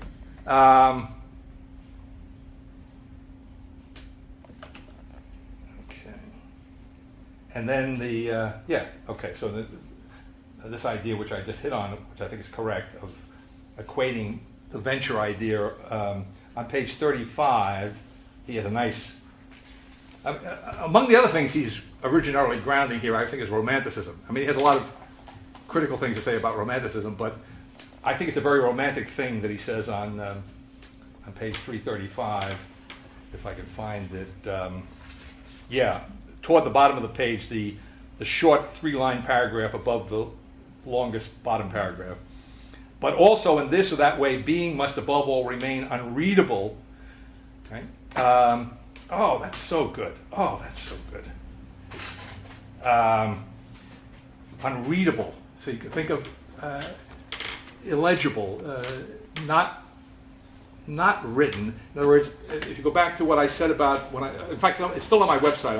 I keep getting the pages confused, but on my website, I do on that page that has the expanding triangle. I've made some additions over time, and one of the last ones, which was discussed in one of these courses recently, had to do with in Persian terms, denotation, connotation, and the thinking now occurring adds to what in Badiou would be presentation and representation, or what generally speaking existence and thought. The thinking now occurring adds notation, and I make use of that in my critique of Agamben, because Agamben is into playing around with Aristotle's notion of the mind as a tabula rasa upon which writing ensues. All right, and the thinking now occurring, you could say, I think I did say in effect, in the thinking now occurring, there's no distinction between the tabula and there's no tabula rasa because there's no potentiality for the writing. The writing is the beginning, right? The writing is the beginning. The writing doesn't begin on the table, right? Okay, in that context. So he says, right? So if I put Heidegger in that context, what I'm looking at here, when the metaphysical tradition is going away, when logic becomes some kind of illusion, I forget what he said, worst illusion or damning illusion, something like that. One of the worst. One of the worst. Something like that. Okay. So again, we have to be very careful here. Again, he's not simply throwing it out. He's just saying it's covering over. Or it was necessary. Oh yeah, it was necessary, and it's covering over. You might say it's true ground, and so you could say, as it were, with quotes, the logic of this originary ground is belonging. That's the logic of this originary ground, if you want to put it in quotes. But in any event, insofar as we're going from logic to silence, you could say analogously here, and I think this text supports it, we're going from the legible almost to the invisible, right? We're going to what invisible handwriting. I don't know whether that's right. I just don't know whether that's the right way of phrasing, but you get the idea. In other words, there's nothing written here. And when nothing is written, put in Badiou's term, I have the mark of the void.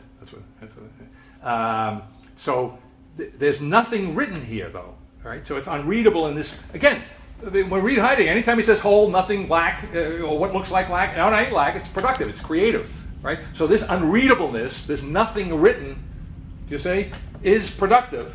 It must remain unreadable. And why? Because that is, as it were, the ground for the bold venture against the nothing, to which being owns the origin.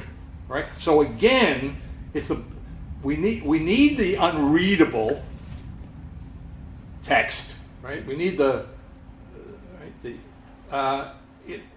in the form of the nothing which is creative, and it's creative because it provides the moment for the venture, right, against the nothing, the proximate form of which you could say is the abandonment of being, or the distress that arises in the consequence of the abandonment of being, which bold venture against the nothing, which nothing, rather, I want to say, the bold venture against the nothing, which nothing to which being owns the origin. I don't understand that. Yeah, I didn't either, so I looked up the German, and it's verdammt, which, according to my dictionary, suggests indebtedness. Yeah. Be grateful for.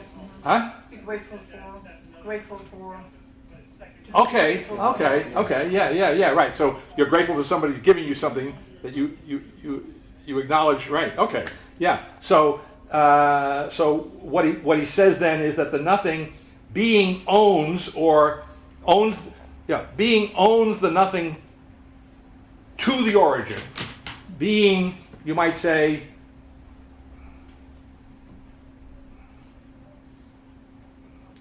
I want to say in quotes, I have to say in quotes, being is, as it were, the indebtedness of origin to nothing, in some sense, right?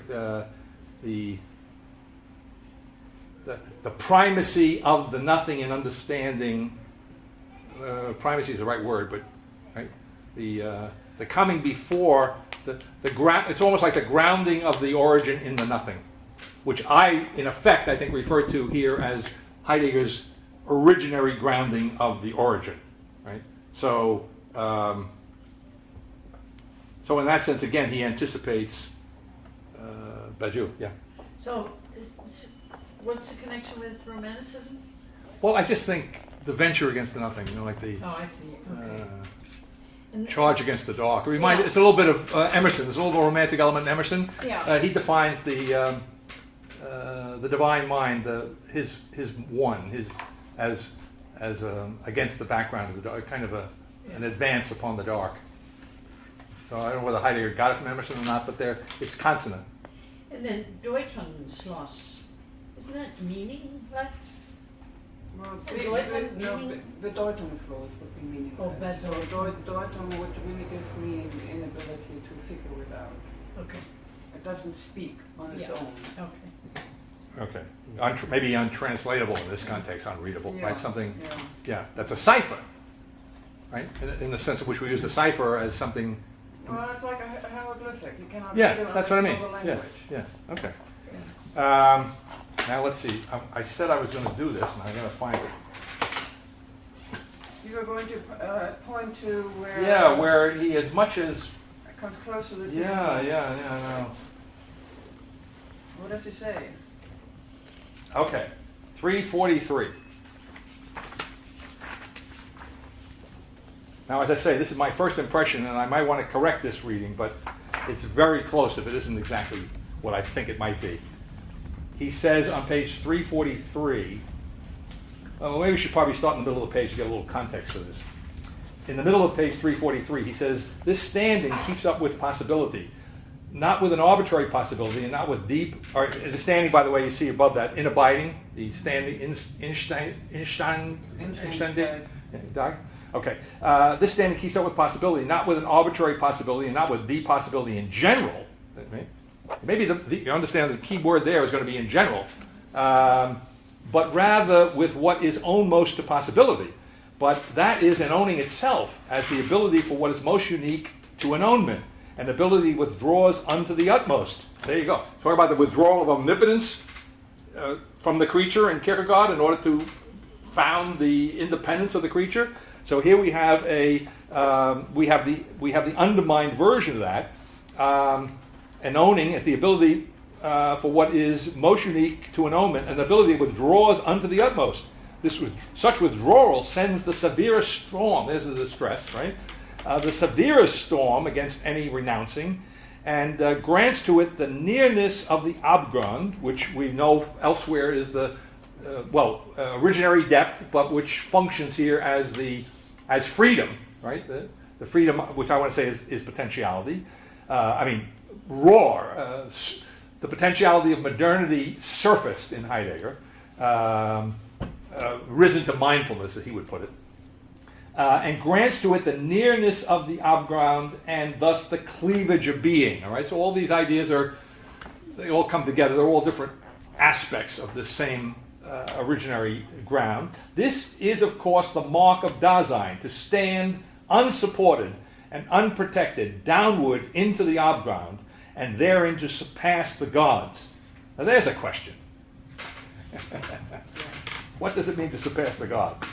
I think he tries to give us some kind of an answer here. The surpassing of gods is the going under into the groundership of the truth of being.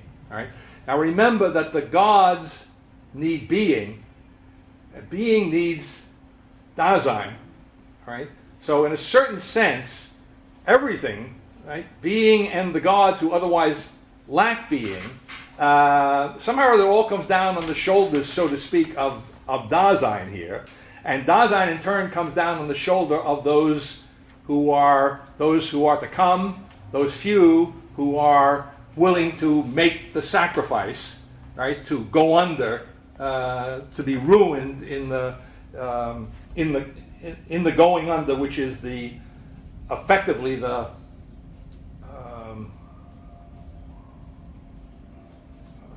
maybe calling forth of the truth of being, or that is called forth, not necessarily alternatives, by the way, called forth by the truth of being. So he says, but being and owns Dasein for itself, for grounding its truth, its clearing, right? Because without this lit up, separating, deciding of itself, into the needfulness of God and into the guardianship of Dasein, being would have to be consumed by the fire of its own unredeemed glow. All right, so that's, I want to read that. All right, so in other words, we have a situation in which being and owns Dasein for itself, because without this situation, which is separating, deciding of itself into the needfulness of God and into the guardianship of Dasein, being would have to be consumed. The alternative to where we're at is being consumed by the fire of its own unredeemed, burning itself out, and burning itself out in precisely its unredeemedness. Okay? How can we know how often this has not already happened? Now, of course, he's fudging a little bit there. That's why I say I have to be careful here, but because he multiplies, he might have said, how can we know that hasn't already happened? But of course, that might be too suggestive. So, you understand what I'm saying? So it's not a direct, right? But it's an indirect hit in the negative on the thinking now occurring. How do we know this? The direct hit would be, how do we know this hasn't happened?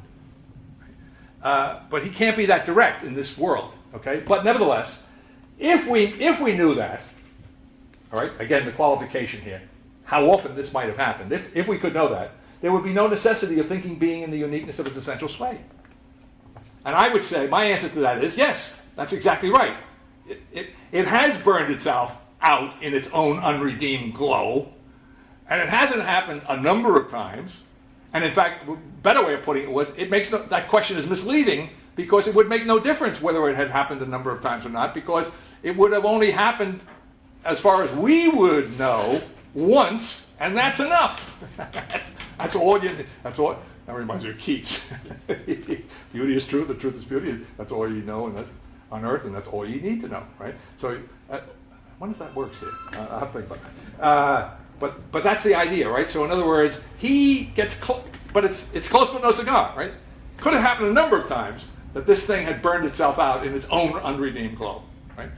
The response is, it has burned itself out in its unredeemed glow. We know it, you see, and therefore there's no necessity for or another way of putting it, I was going to say there's no necessity for, but no, there's no necessity. There's absolute freedom of existence for the first time. I think that's so you can meditate on that. I think the hedge, I probably intuited that. That's why I was hesitating, is he multiplies the alternative to throw us off a little bit. All right, well, we have pushed the clock. So. No, actually, we just 6 o'clock. Did not push the clock. Oh, okay. We're up against it. Thank you. Well, thank you. Thank you. Well, thank you. I've said this before, but I want to say it again. This is very good for me. So I thank you